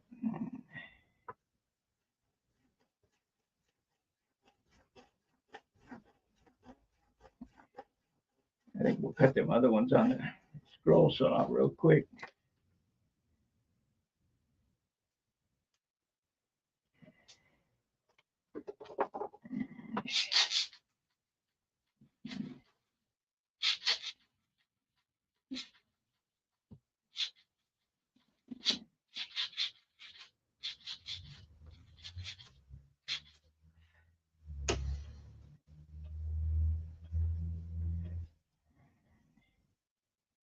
Cut them other ones on the scroll saw.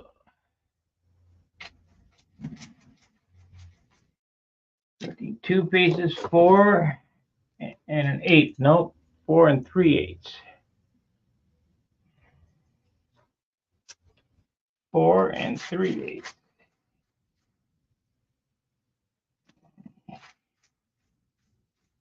Is that right? 4 1/8 plus 1/4. 4 3/8. Yeah.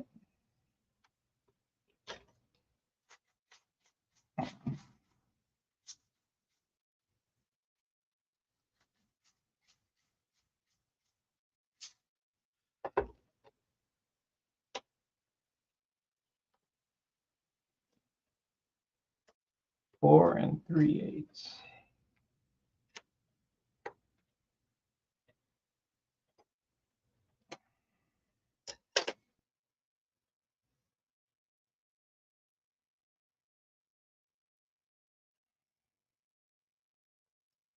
Why do they make these rulers so stupid?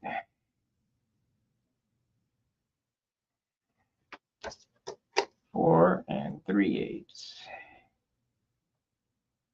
Okay, give me a second. I'm going to cut these on the scroll, so I'm not going to move the camera. It'll just take a second.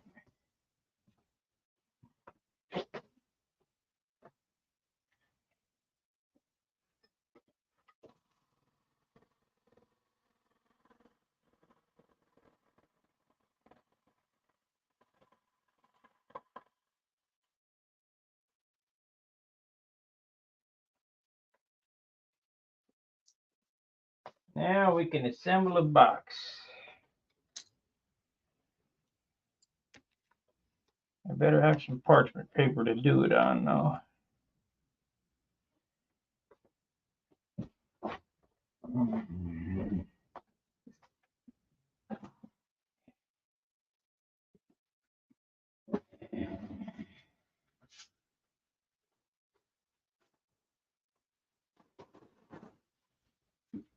Let's go, Brandon. We got 12 watchers.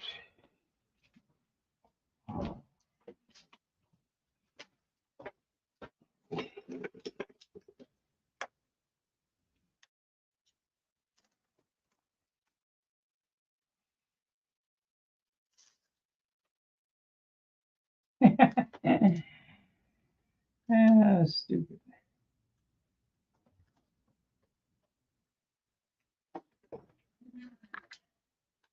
Yeah.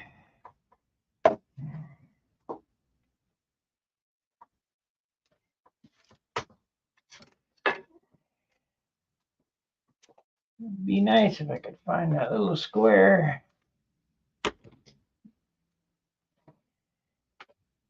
There it is.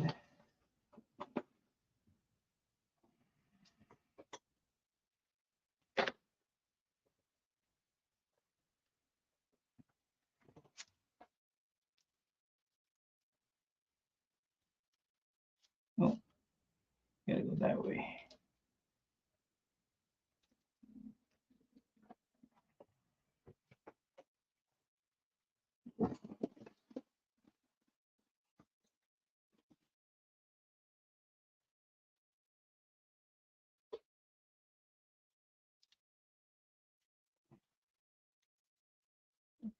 Just one clamp.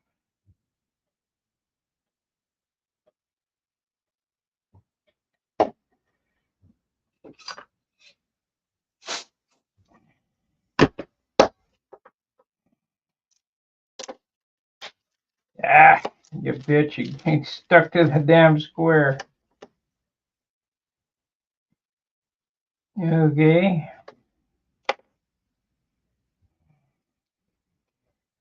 For my next trick,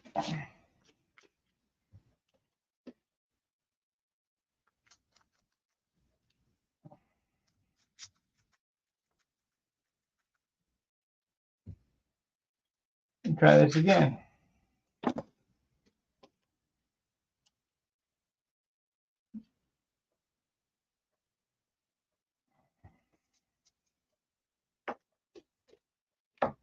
That will not work. So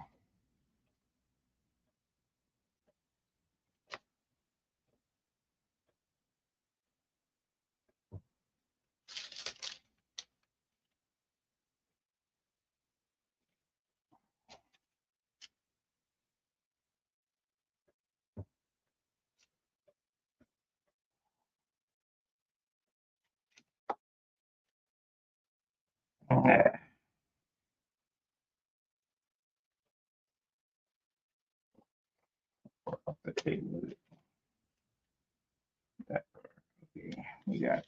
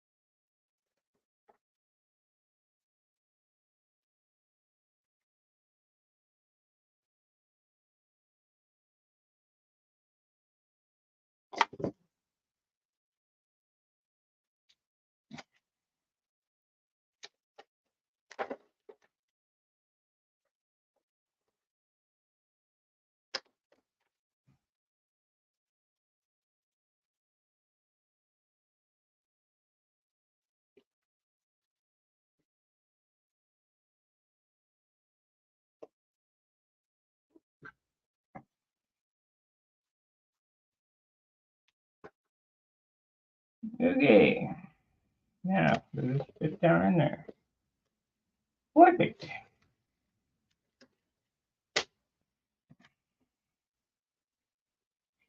Quick trip to the belt sander.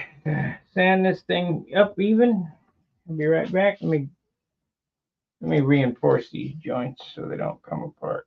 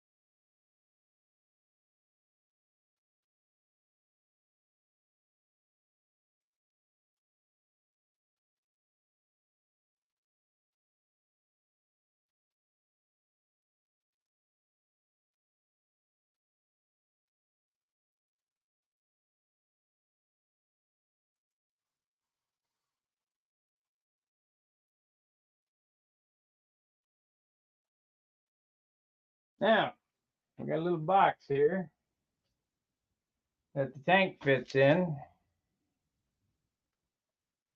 This little box gets glued to to this. However, we're going to epoxy this to this because I ain't trusting CA. Did that thing come unsquare or what? Sure did.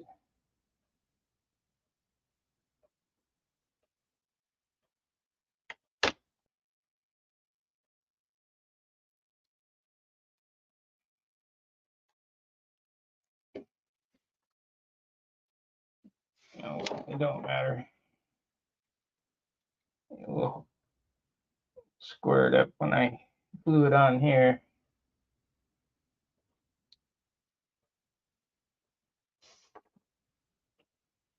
Yeah, I think epoxy would be better to hold this on. Of course, I'm not sure. We could probably CA it and then epoxy the stiffeners onto it. Yeah, let's just CA it and epoxy the stiffeners on it. That way I can get it square.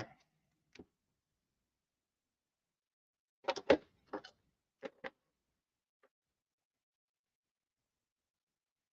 you're gonna do it so it looks good.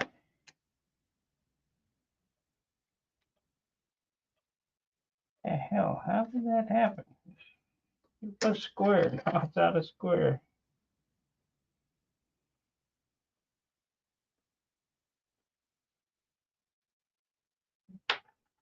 I know what I did. I sanded it out of square.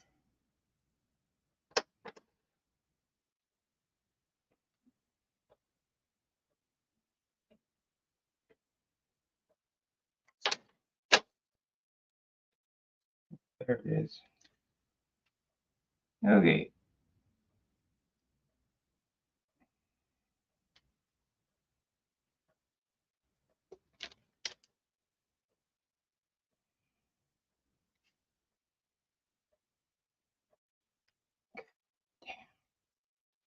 Every time you go to use a CA bottle, it's clogged up.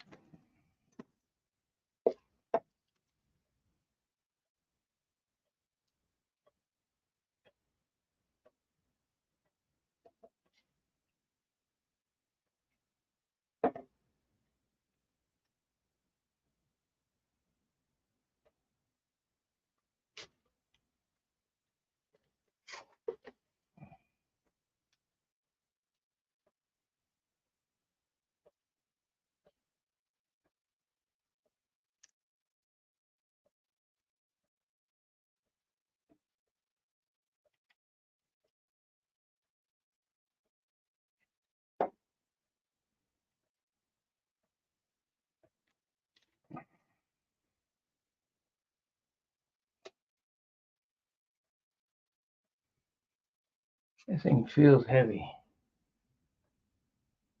Feels heavy. We'll check, see the weight.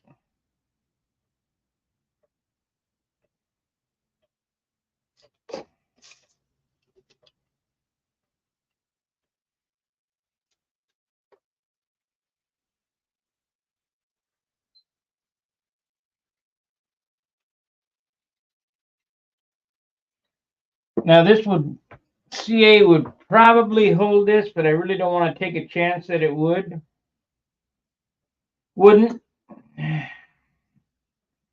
So I'm going to mount some little, I'm going to epoxy some balsa standoffs on this. I guess I could make it. Yeah, we'll do it like that. We'll take a piece of 3/8 here. Take a piece of 3/8. Actually, I need a piece of half.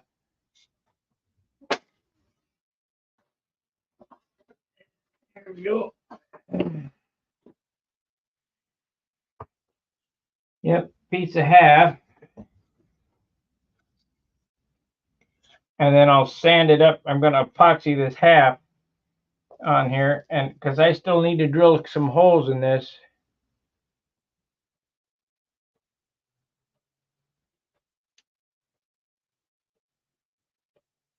On silk span, it doesn't much matter. It doesn't matter.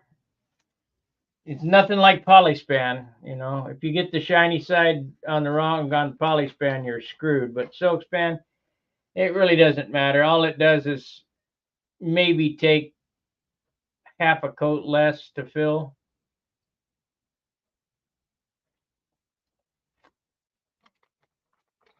Just use your best judgment. Pick the one you think's the shiniest, put it down, be happy.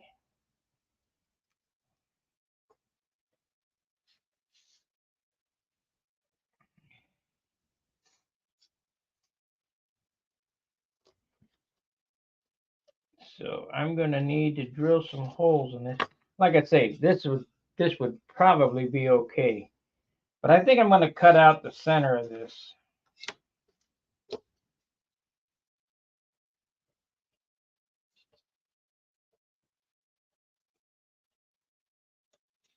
Cause this is pretty weighty. I mean I bet it's a half an ounce.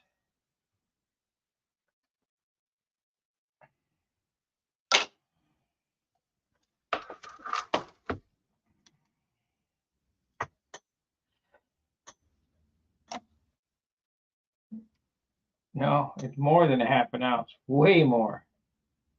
It's 9/10. Let's see. Mode 26 grams. That's a lot.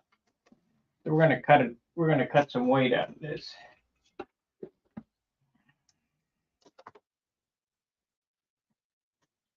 We're gonna cut her down and then probably go ahead and sand on it some more.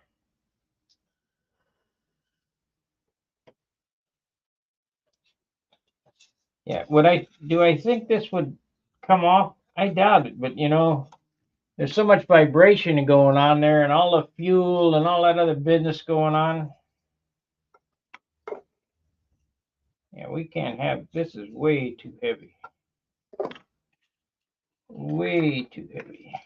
So let's cut this out here.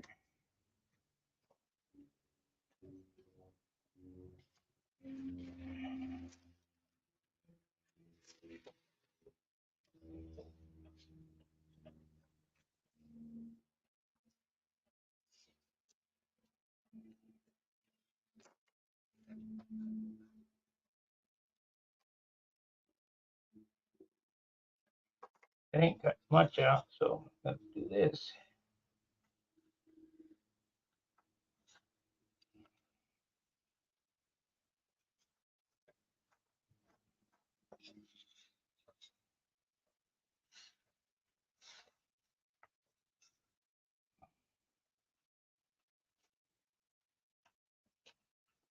It's 26. So we can get it down more manageable, like 15 would be great. 15 would be better.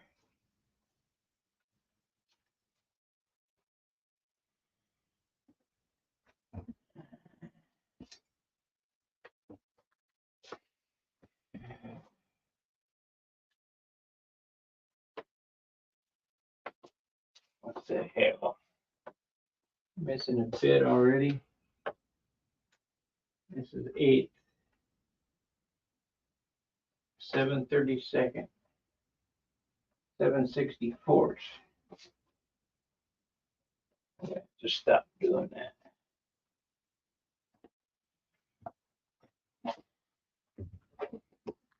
$26.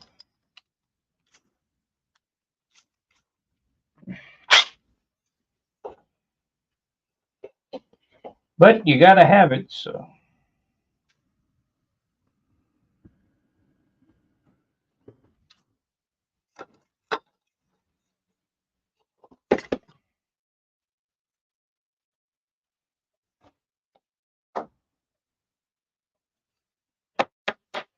Okay, so let's go over to the scroll saw again.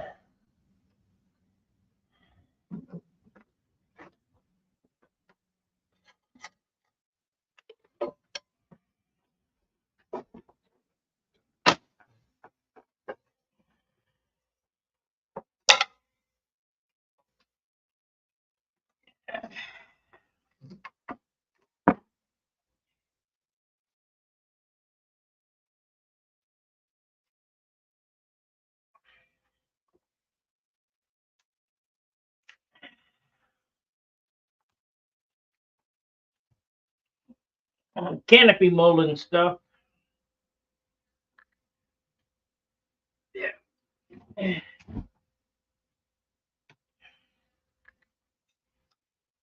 Pick up the vacuum hose. It wasn't put away. Okay.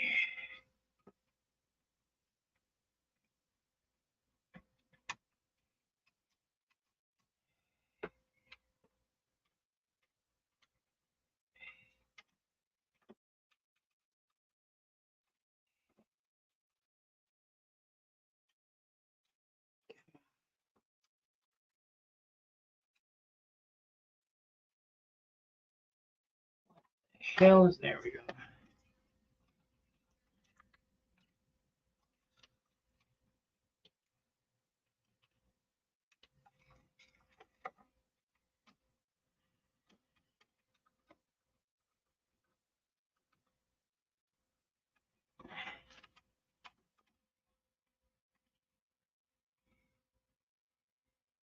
Take that off.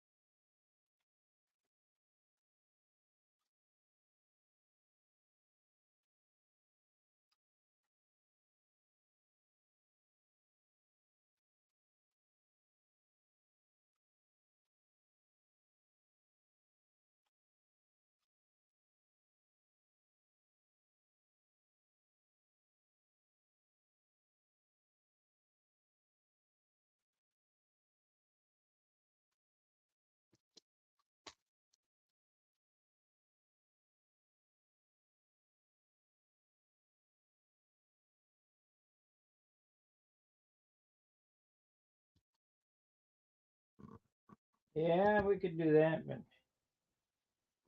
we shall see.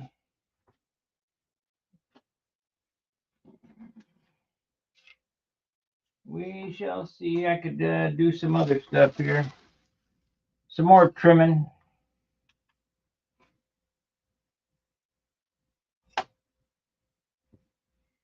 Well, I cut quite a bit off of there, really. 6 grams, that's what that weighed.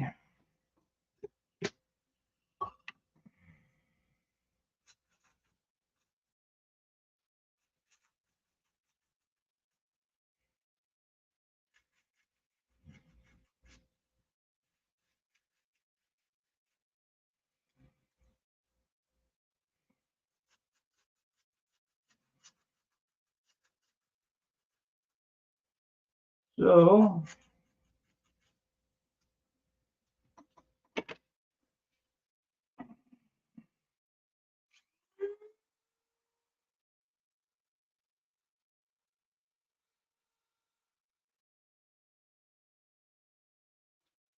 I need a different bit.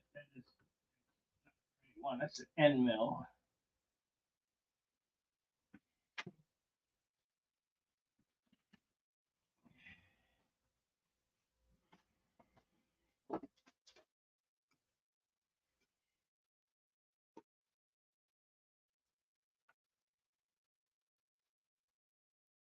End mill.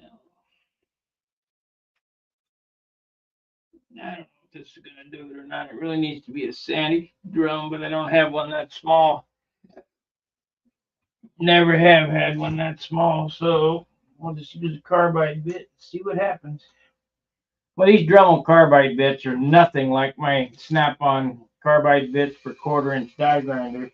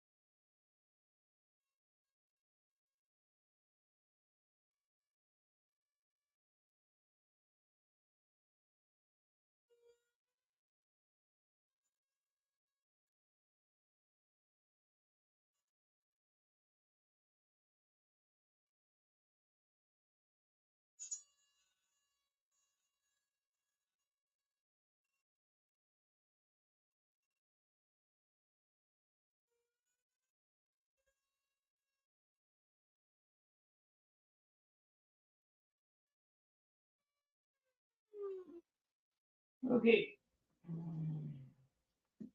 We're going to have, let's see here. I'm going to think about this. I have to cut 2 more grams off of it. So I'll need about 5 grams more to be within reason. So where can I get it? I guess I could, I got to drill some holes here. But I don't want to drill them because it'll make goofy spots. We'll use this.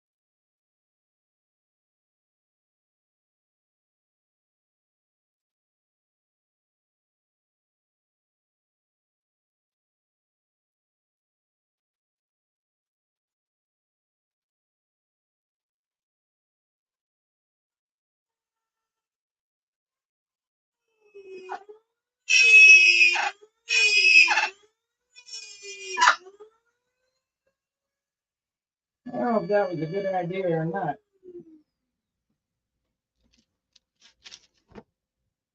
Those are the holes for my zip ties to go through, but sure doesn't leave much meat. I'll just have to make sure it's really fuel proofed. It means more weight.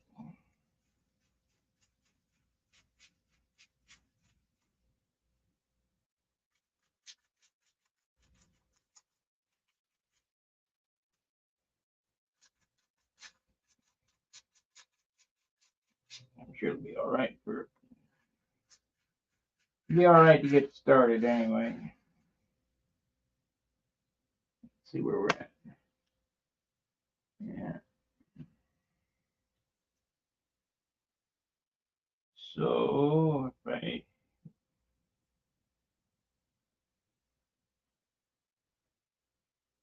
cut them corners off, I'm gonna walk over the belt sander. I'm gonna cut these corners off.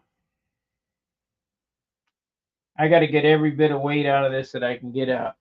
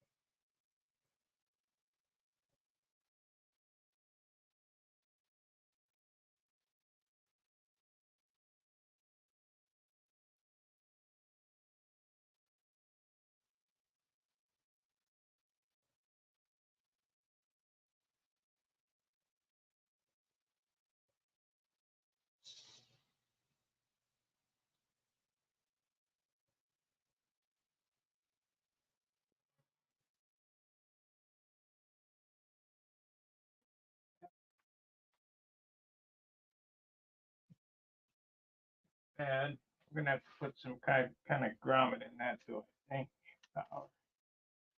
Power.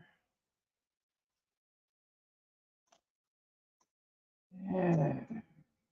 Too heavy, as far as I'm concerned.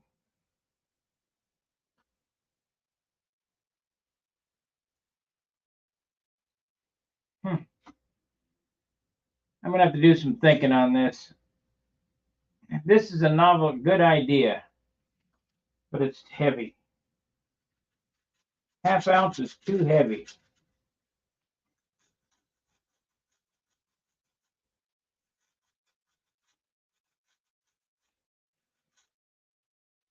I mean, it'd be bulletproof, but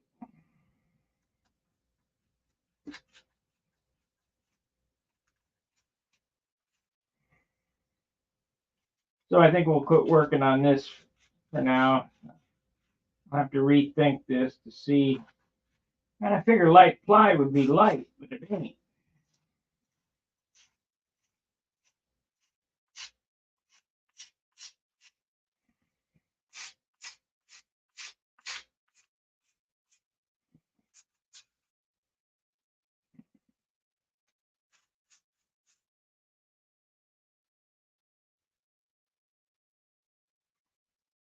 This will work. However, I believe it's too heavy. We'll go ahead and put it on and move on to something else for now.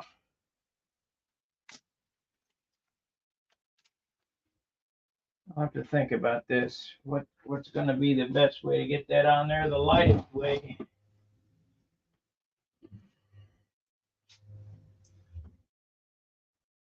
Might go back to the old trick of the rubber bands. Yeah, get some helium-filled microballoons.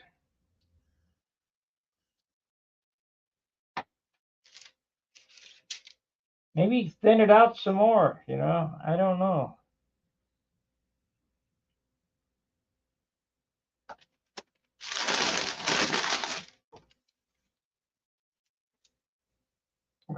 We're just picking up weight. We'll have to see. I mean, we're already headed over 50 ounces. If I had another half ounce here and a half ounce there, here an ounce, there an ounce, that's ridiculous. I mean, it's a big airplane, but it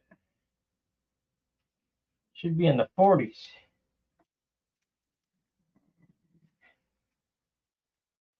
I guess I could thin that out, half that down a little bit. Wouldn't hurt.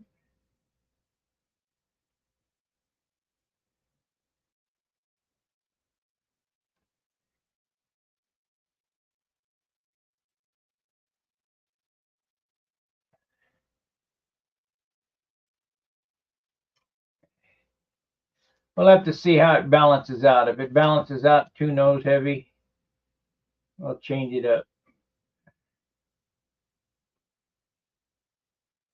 But it might need it because all the heavy wood I got in this thing, it might be tail heavy.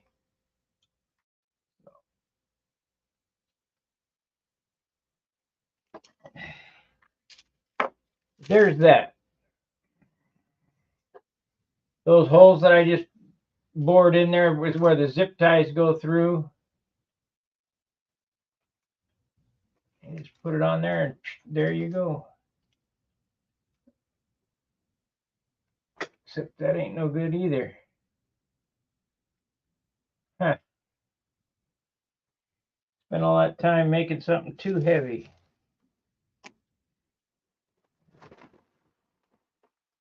Good idea, bad execution. What the fuck am I gonna do?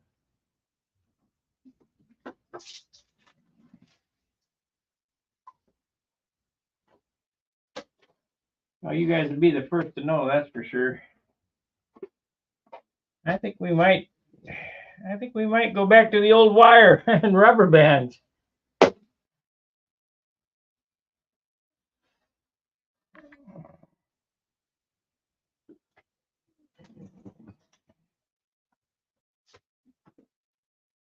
Yeah, let's see here.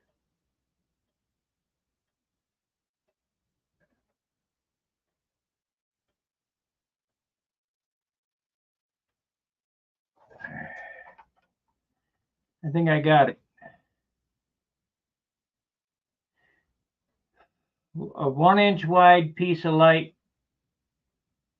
ply.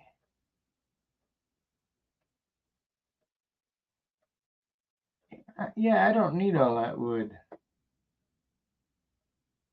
A 1-inch wide piece of light ply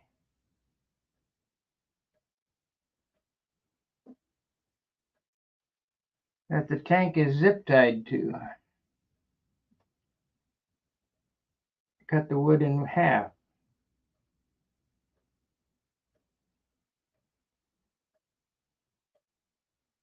I haven't built profiles in so long, I gotta think about this. Yeah.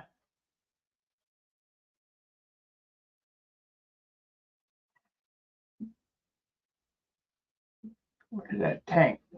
I just had it. It's gotta be close by. I just had it in hand.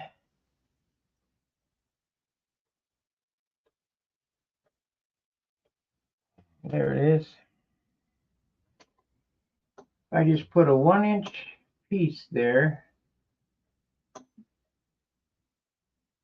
What was I thinking? I mean, this is a pretty neat setup, but there's no need for all of that.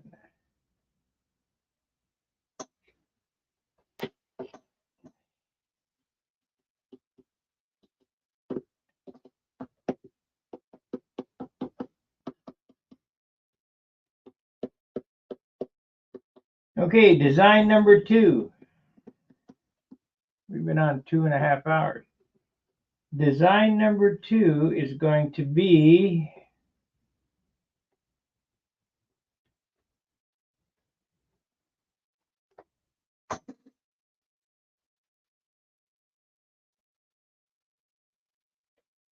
a lot better and a lot lighter. Okay, let's take this off. This is no good. It's too heavy.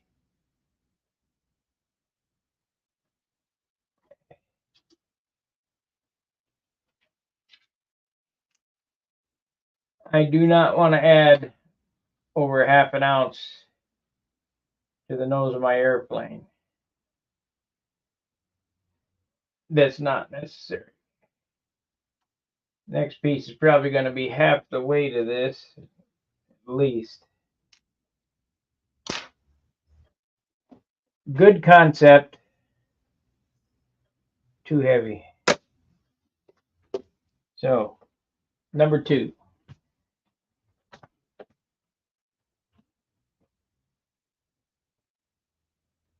Number 2. Where the hell did it go? Where did that plywood go?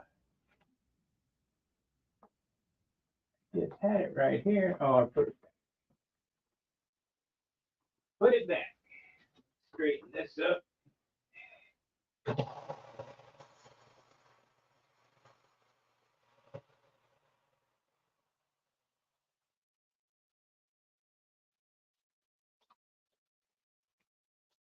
Yep, good design, poor execution.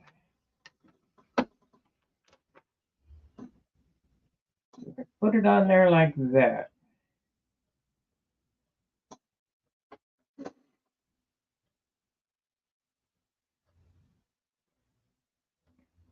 And then I could cut half the inside out of that.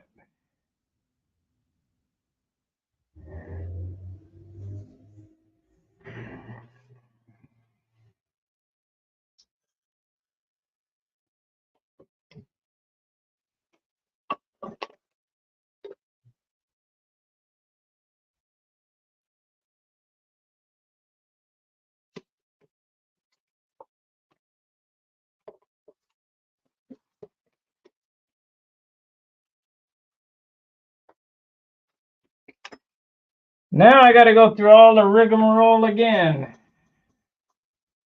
It's got to be this long. We know that for sure.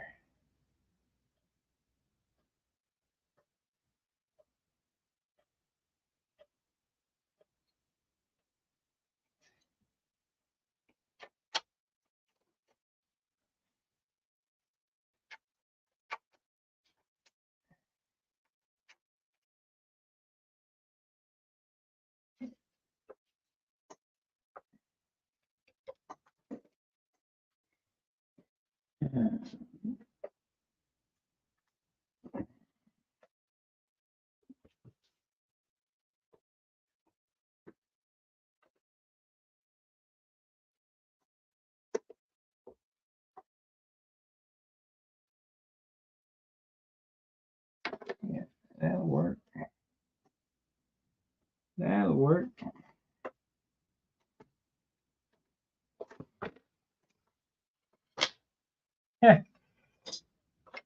Make it way too complicated.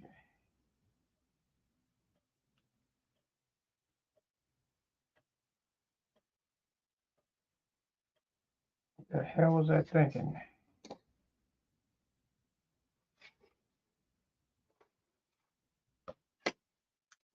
Okay. I have to go ahead and cut that whole length because we're going to need the backers.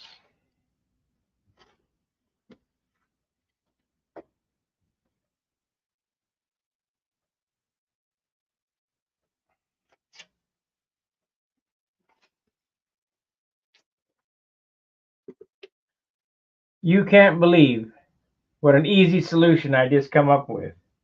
Instead of all this mess here, it's going to be one straight bar. It's going to be backed with a couple of pieces in behind it to leave a slot for the zip tie. And this will zip tie to that, and that's it. It'll be half the size of this and half the weight. Let me get it cut here.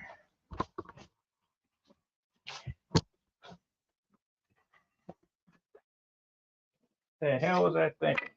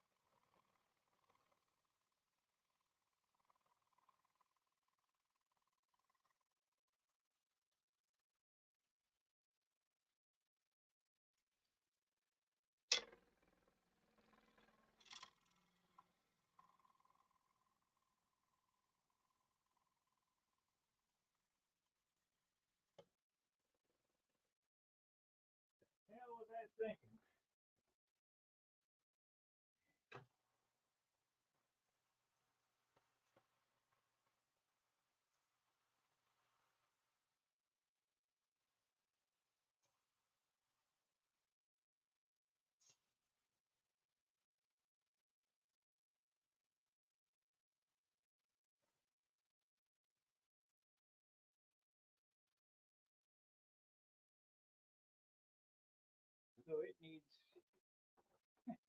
what an idiot. We might have to cut another one of these though. Well, maybe not. There might be enough here.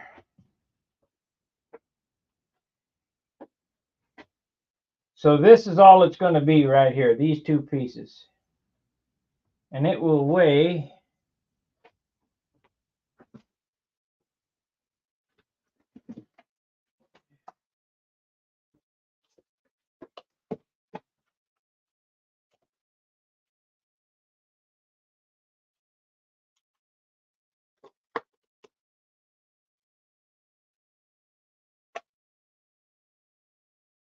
still a half an ounce.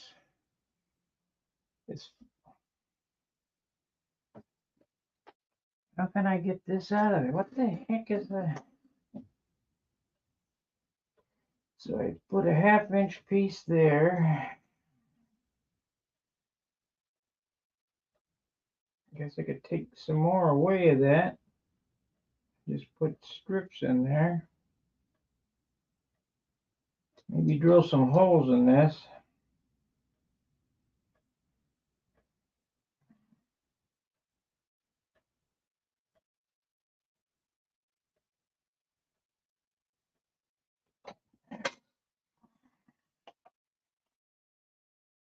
We need two of these, one for each end.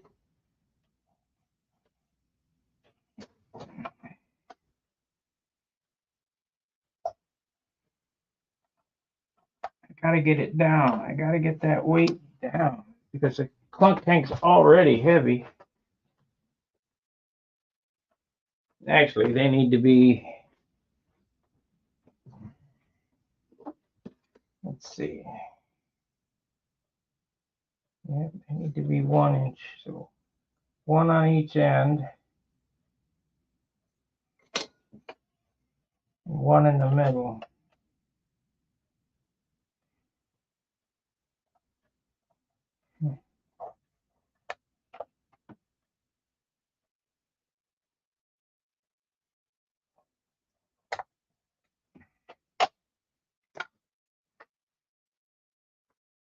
Got it.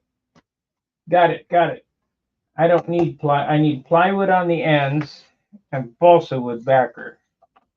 We'll try that. Let's see what that comes up. So that piece is 8 grams.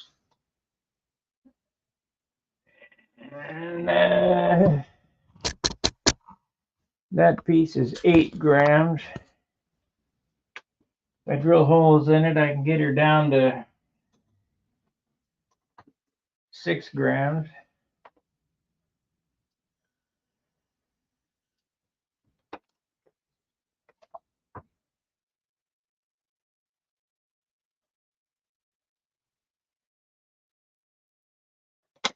Let me cut these two pieces. We'll put these on the end and then back it with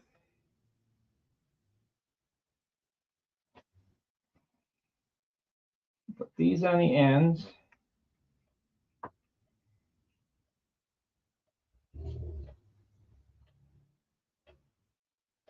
These on the ends and balsa in the center and then some holes in it. So we want this line and this line. Hang on a second.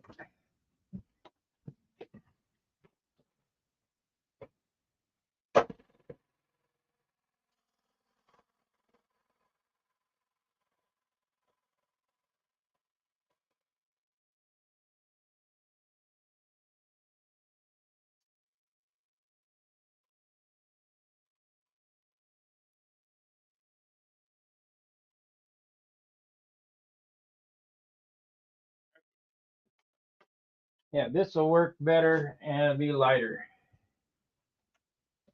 So we want this as a backer. This is for the bolts. Of course, we might have to use longer bolts, but that's okay.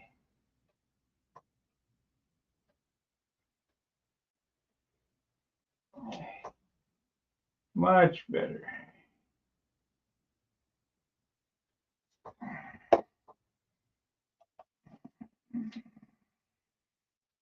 I just have to get my brain working in the morning, you know. I'm sure that if I sat and thought about it, there could be another possibility for this.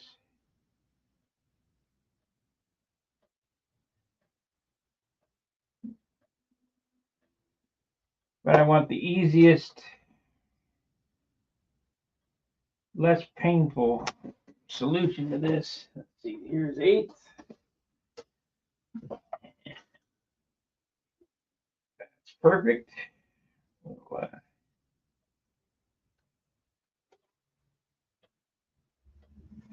We got bolts in there.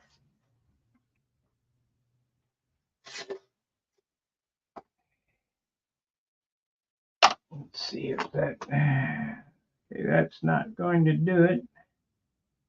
So I need to come over a half. So let's get this piece cut. That whole setup right there is 48 grams, tank and mount. Plus it doesn't have a bung in it, so it's going to be ridiculously heavy. And all that concentrated weight, like a battery, has a great impact on turnability.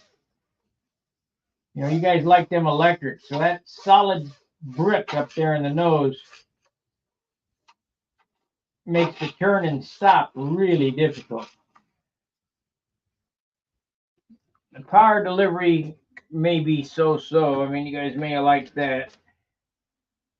We need a half on each side. You guys may like the power delivery, but the trade-off for that brick in the nose is not worth it, in my opinion. And it feels lunky.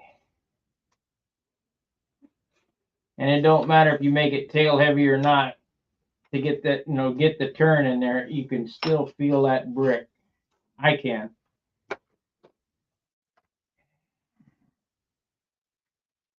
Okay, so we got balsa wood there. Maybe glue that in there, like so.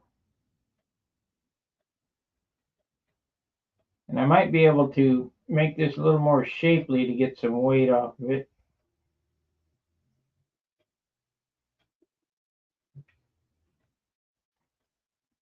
Has to have the plywood on the end because this is where the bolt goes through, you know. But we got to leave a space for the zip ties, so we need another 1/2 inch here.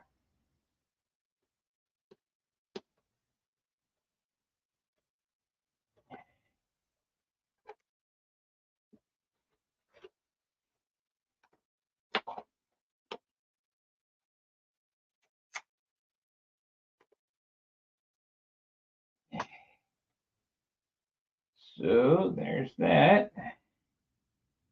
Yeah, this is a better setup. Easier, cleaner.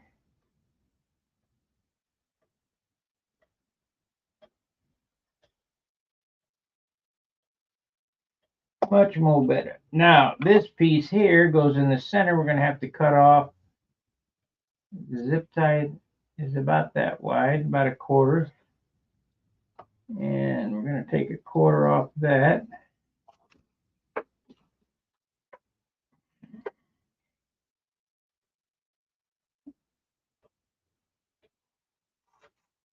I don't know why I was thinking so complicated.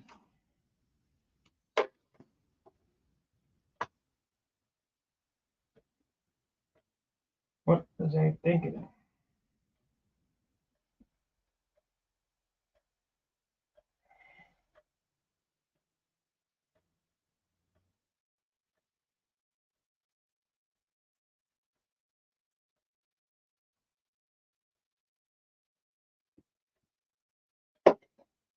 Okay, let me zip this on the belt sander real quick. Then we'll drill some holes and we're done.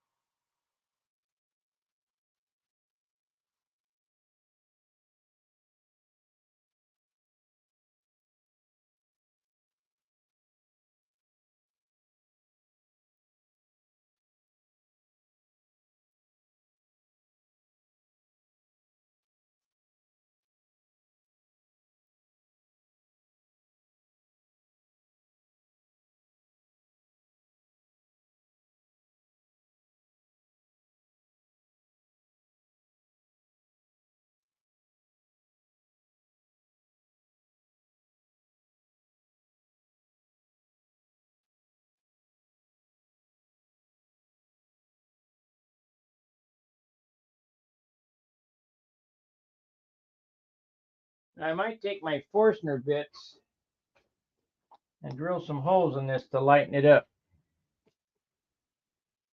Hootman, que ora, que onda? Power. So here's the tank mount right here. Simple. It weighs 14 grams. It's too heavy. If I take a Forstner bit and drill some holes in this,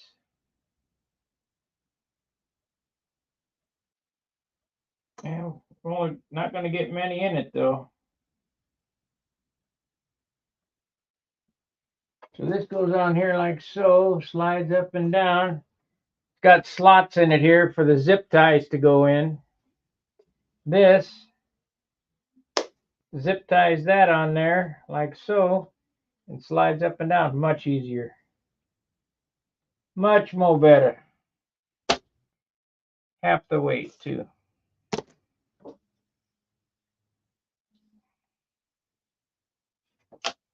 So we need to cut the slots in this, or at least drill some holes.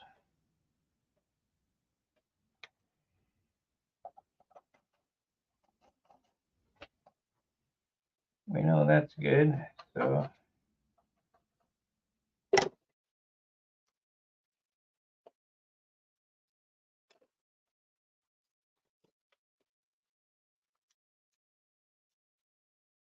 I don't know what happened to my 7/64 drill bit now. There it is. Got to get it back in the box. I think that's 7/64.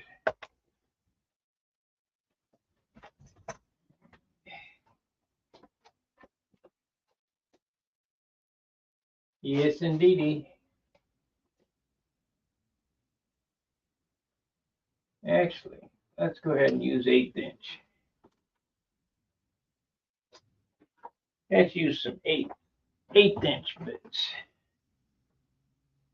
No, let's use 7/64s because the 440 is not quite 8/8 inch.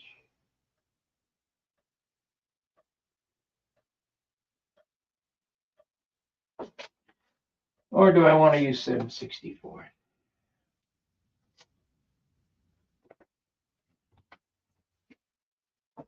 Okay, we'll use 8.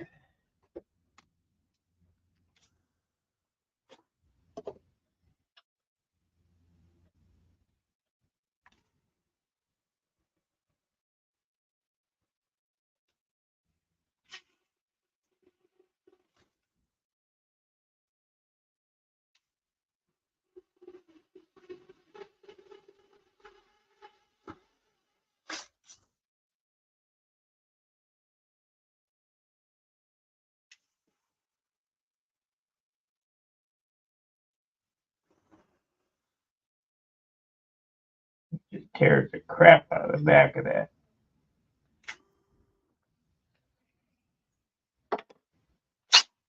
DeWalt, make a better chuck. Jeez, these chucks are junk.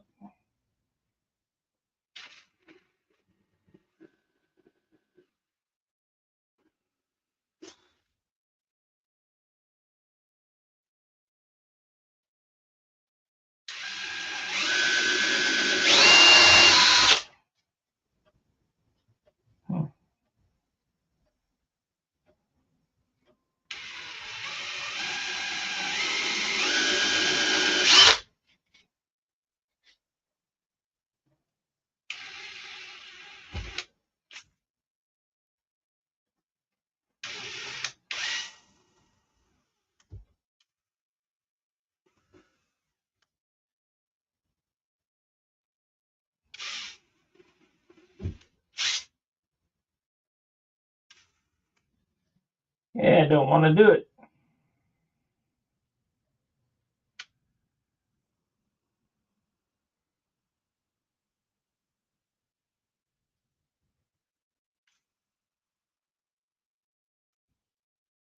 So we use the ogle method.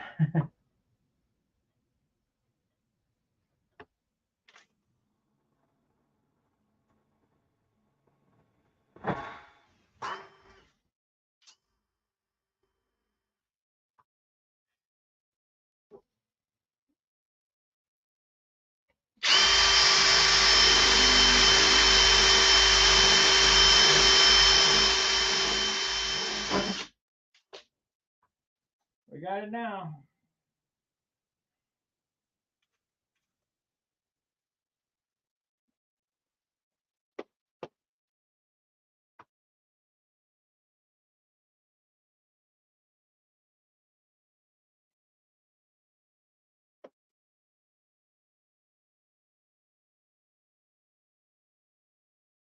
Just coat this bad boy with CA to keep the grain from coming undone.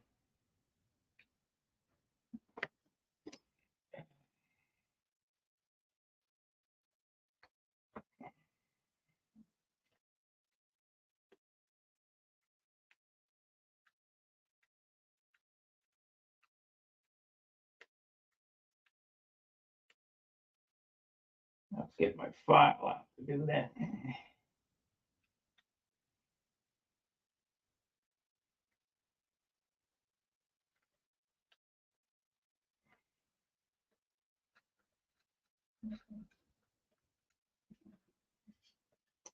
We'll make it pretty somehow. Okay.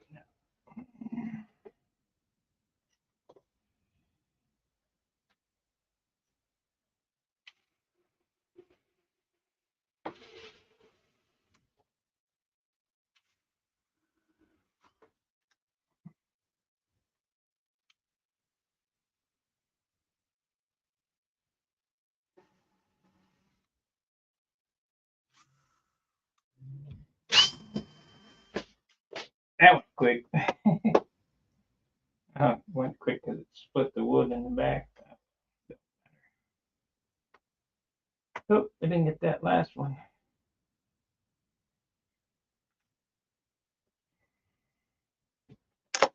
It'll be fine.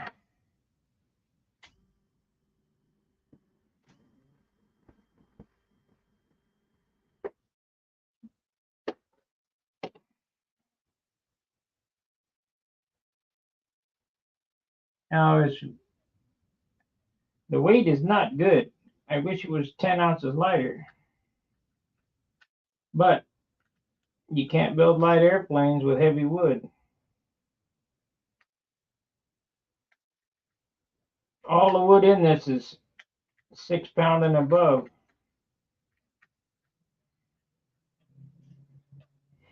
And that's just the way it goes.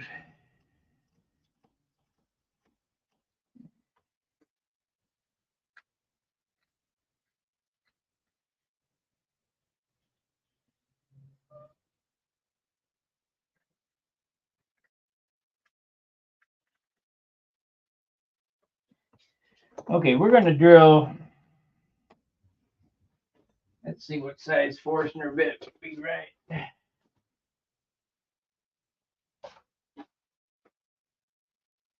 I'm going to try to get a little weight off of this thing.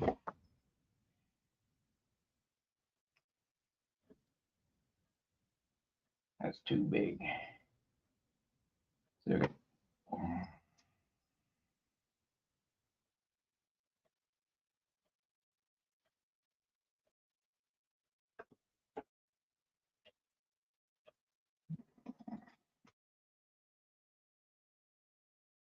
I could do a 5/8 maybe.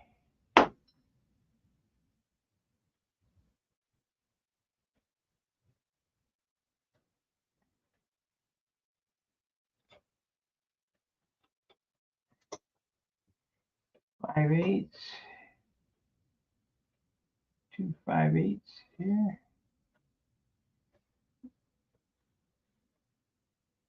5/8. We'll drill 4 holes in it. 5/8. I think that'll do it.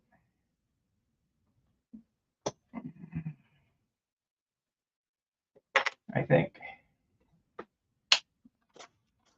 Let's get a 16th drill bit. Mark them up.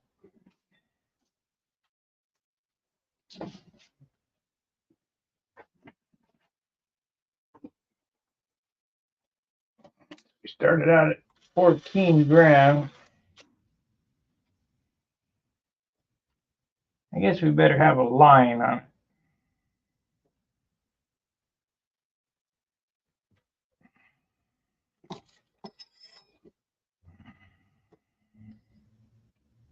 1.25 inches. So it's going to be 5/8 each side.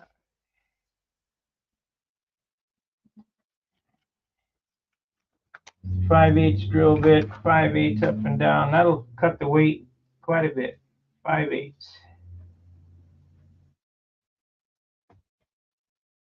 5/8.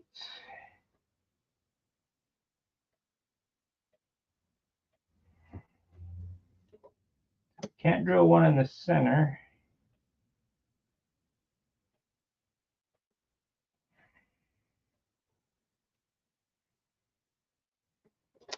I need to make sure I miss those.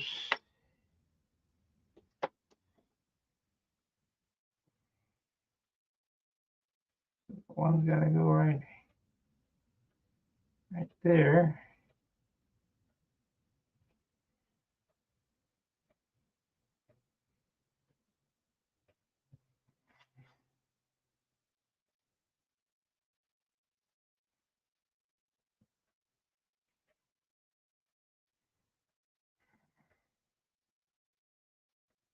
One's got to go.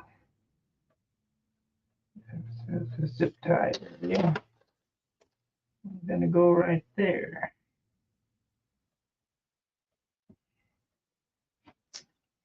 So if I split this, it'd be right here and right here. Okay. It's 11.6 EW rev up.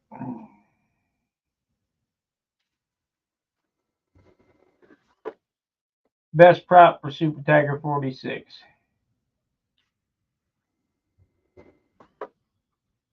EWs are kind of hard to find. Kind of in the unobtainium category. You run across them every once in a while. Okay, Forstner bit. I'm gonna put this back so I don't lose it. 16ths are hard to come by. Of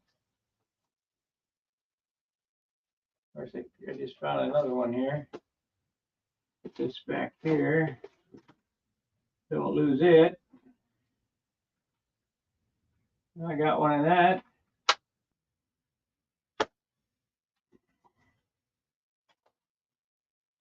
I guess I got more 16ths than I thought. I got 3 of them. 16. 16. Got so damn many drill bits. That's so much shit. It's ridiculous. Okay. Hopefully this wood won't just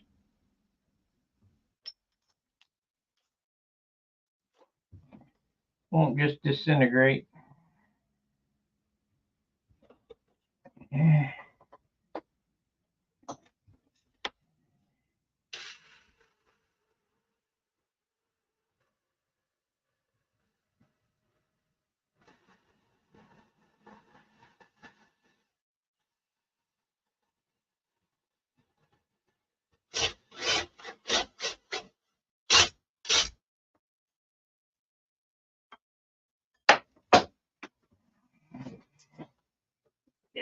Yeah.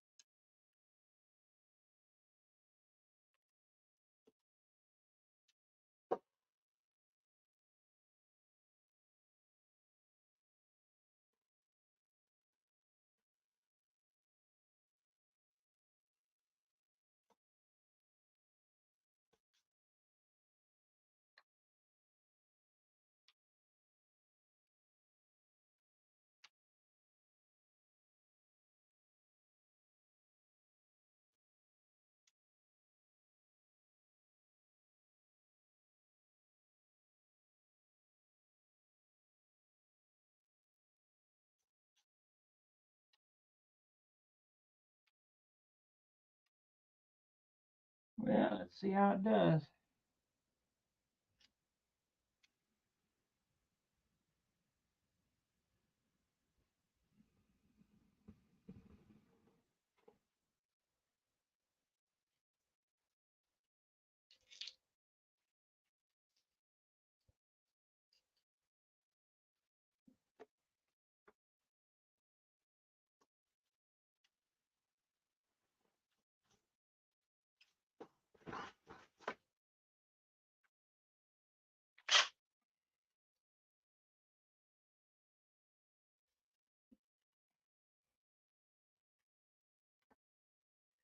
This might be difficult, this one.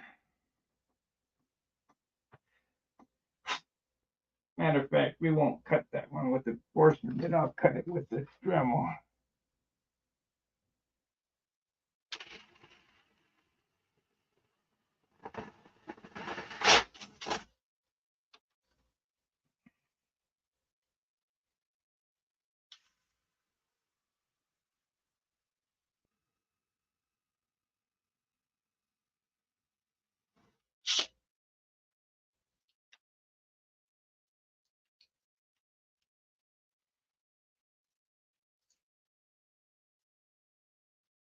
We'll clean them up with a Dremel.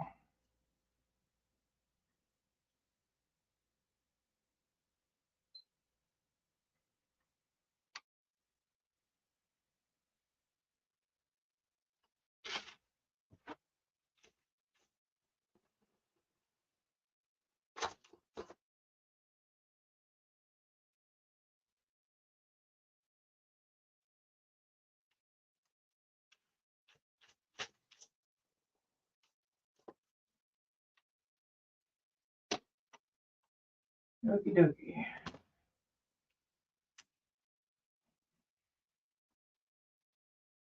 So we want to do this, want to bust through with this and sand with a drum.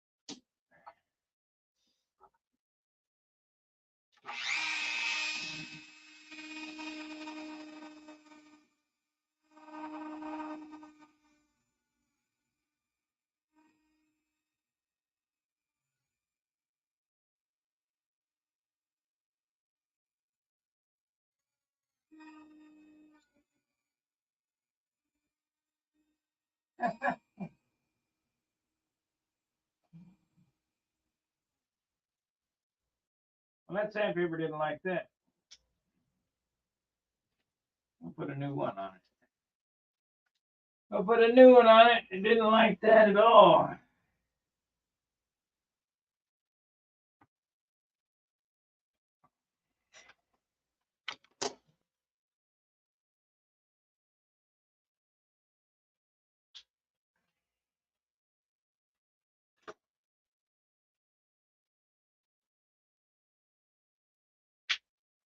Okay, try again.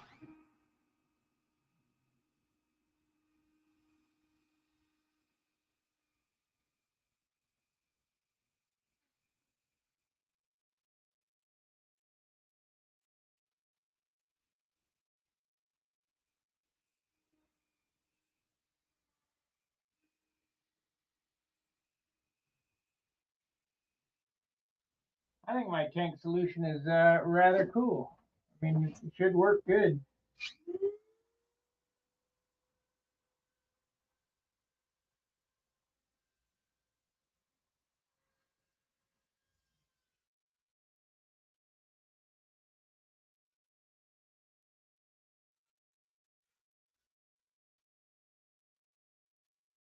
But the most important thing is, what does it weigh? This is about as minimum as I can get. So it is what it is.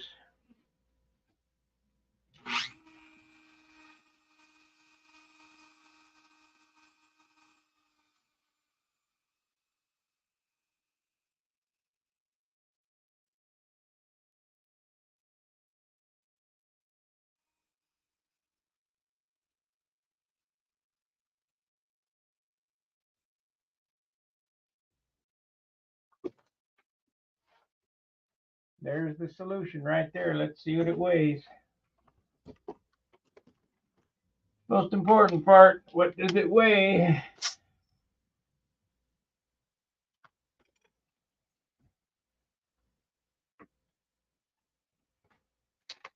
Power.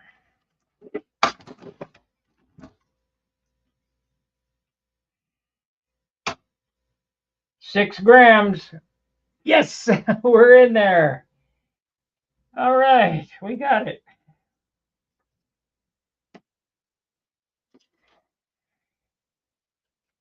Figured it out.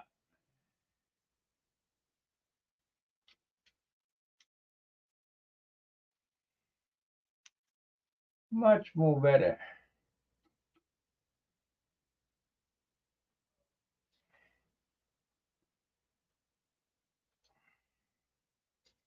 We're gonna need the next size up from this bolt. It's quite deep enough.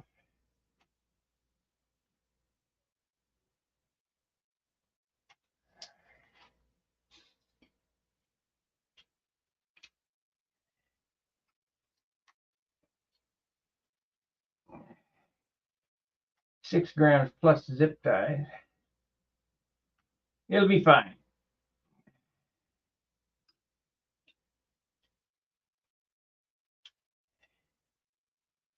You're gonna need to get some fingernail files.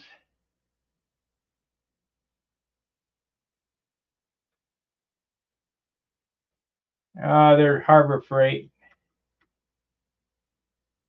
Chinese imitations. Can't afford the good stuff. I think these were $30 or something. They come in a box. The box is bolted to the wall in the garage.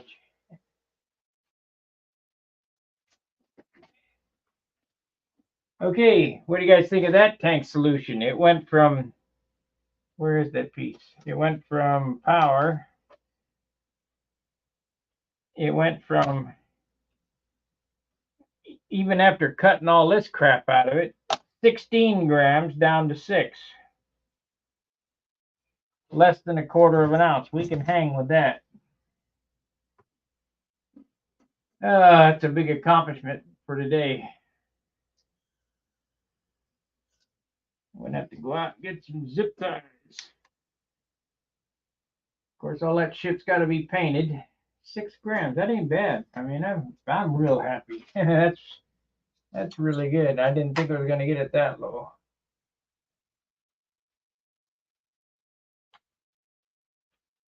Should be fine.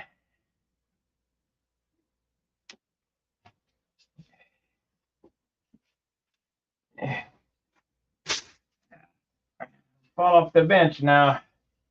Got a lot of work in you for you to fall off and break. That has happened to me before. There's the tank solution right there. Got 2 slots, one there and there. Put a zip tie on it. And the tank.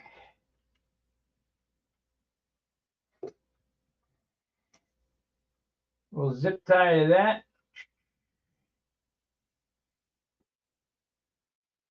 I might put it on like that. More than likely. I think what's going to happen is I'm going to add a couple of stops to keep it from sliding forward and back. It'll be just little balsa blocks to keep it from sliding forward and backwards, and maybe one on the bottom to keep it from, that shouldn't go anywhere. I'll just 2 balsa blocks, on one on the front, one on the back.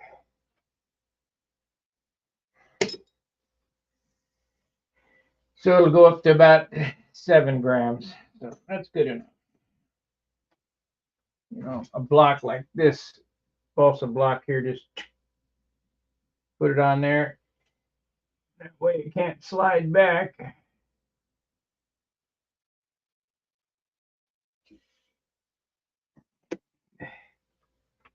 Maybe a couple tangs on the front.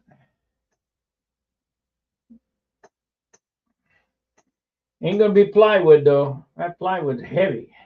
Heavy. So that little exercise took 3 hours. Is that what it is? 3 hours to figure out? Yep, 3 hours.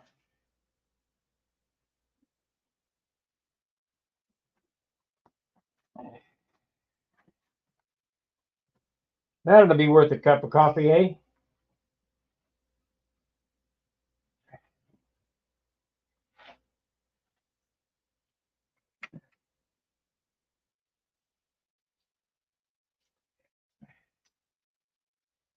So we got this done. We got that. We need to cut some plywood floors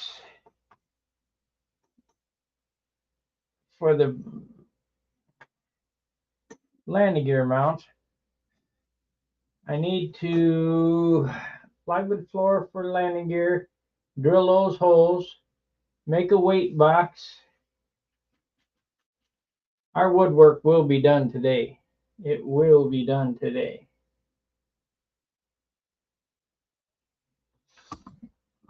And then we can start finishing.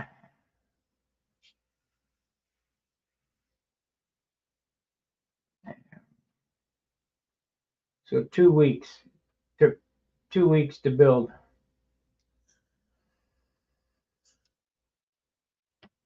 That's the equivalent of 140 hours to get to this far.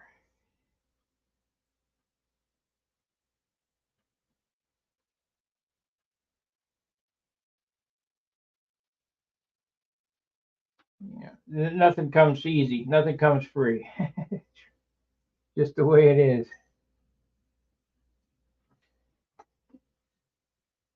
Got a lump right there, like that. It looked like crap in the covering.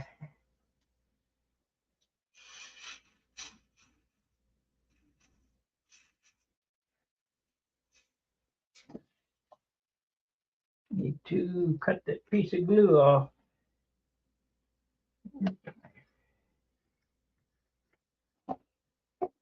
I got a little CA on the side of that. There it is. It's gonna be red. I know that. It's gonna be stun hanger red, that special red that I got a gallon of. The same color as my Magnum.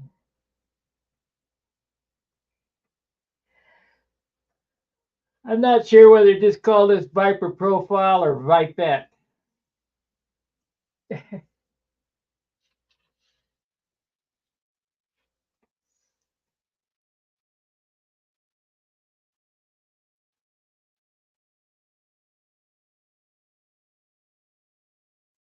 haven't made up my mind.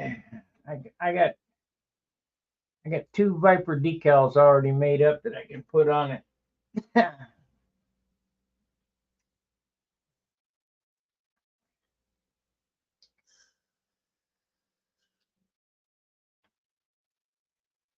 But as stated, and I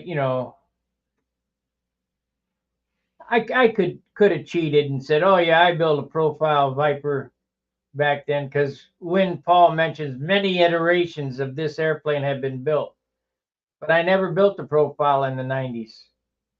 I just wasn't into flying profiles. So is this N30 legal? You're gonna have to ask your your CD.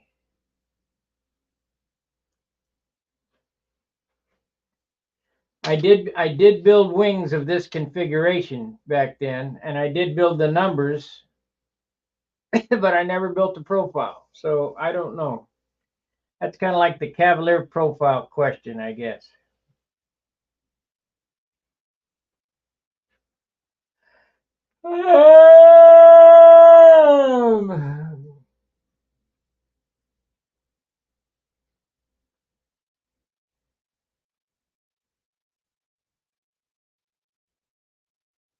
Yeah. I think I'll put the VIPER decal on the fuselage here.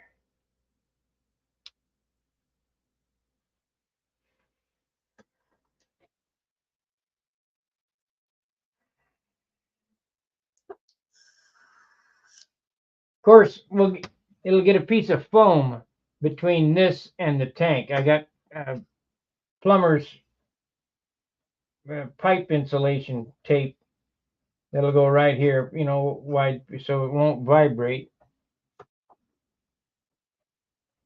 And I'm real happy. We cut the weight 10 grams off that puppy. Phew, man. But this was a cool idea. Too much.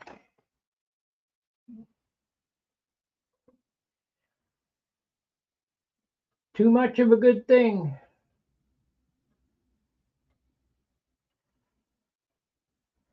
Oh, man. I gotta go to the store. I think I'm going to end this stream. I'll be back later on. I said that yesterday and I didn't come back, but I'll be back again today. But I got to go to the store. Hey, Sparky, you okay? Hey, what?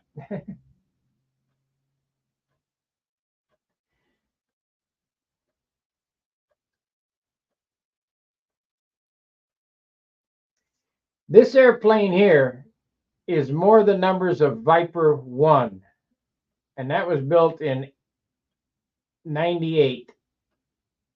Straight wing. I can show you a picture of it. It just was a straight wing, but it was a D tube. But this is the numbers of VIPER 1. And it was an okay airplane, just saran.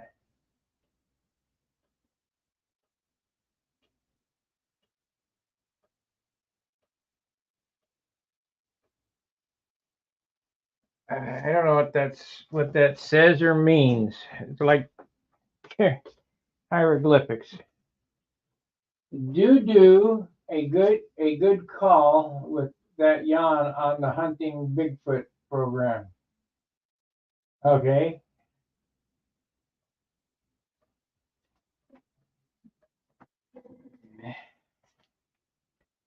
Okay.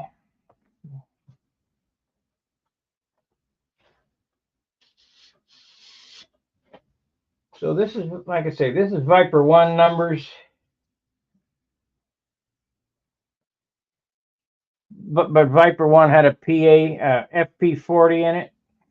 I got pictures of it, and it pretty close. It looks pretty close to the same. But you'd have to ask your CD if he would allow this in 30. Because I never built profiles back then.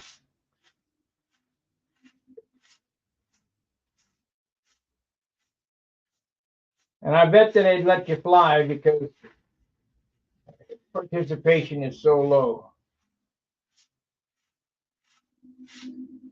But I'm building it for profile, period. I got plenty of classic and N30 airplanes that I know are legal.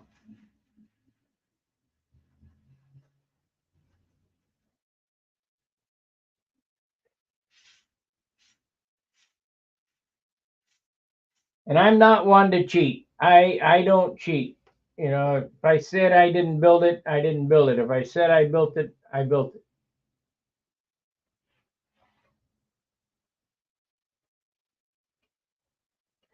Boy, we're gonna have a lot to do on that rudder. I can see shadows on that thing. Terrible. All right, guys. Like, subscribe, and share, and I'll be back after a bit. Let's see if the old lady wants to go to the store with me. I gotta go get some water, or I'll be out of water, and I got 2 bottles left. And then I'll be jonesing. I've got to cut a nose ring yet for it, and then split it.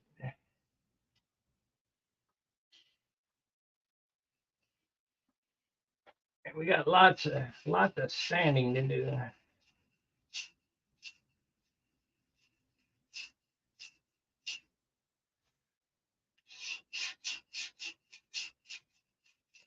I wish Boca Bearings would get my bearings to me so I could rebuild this motor.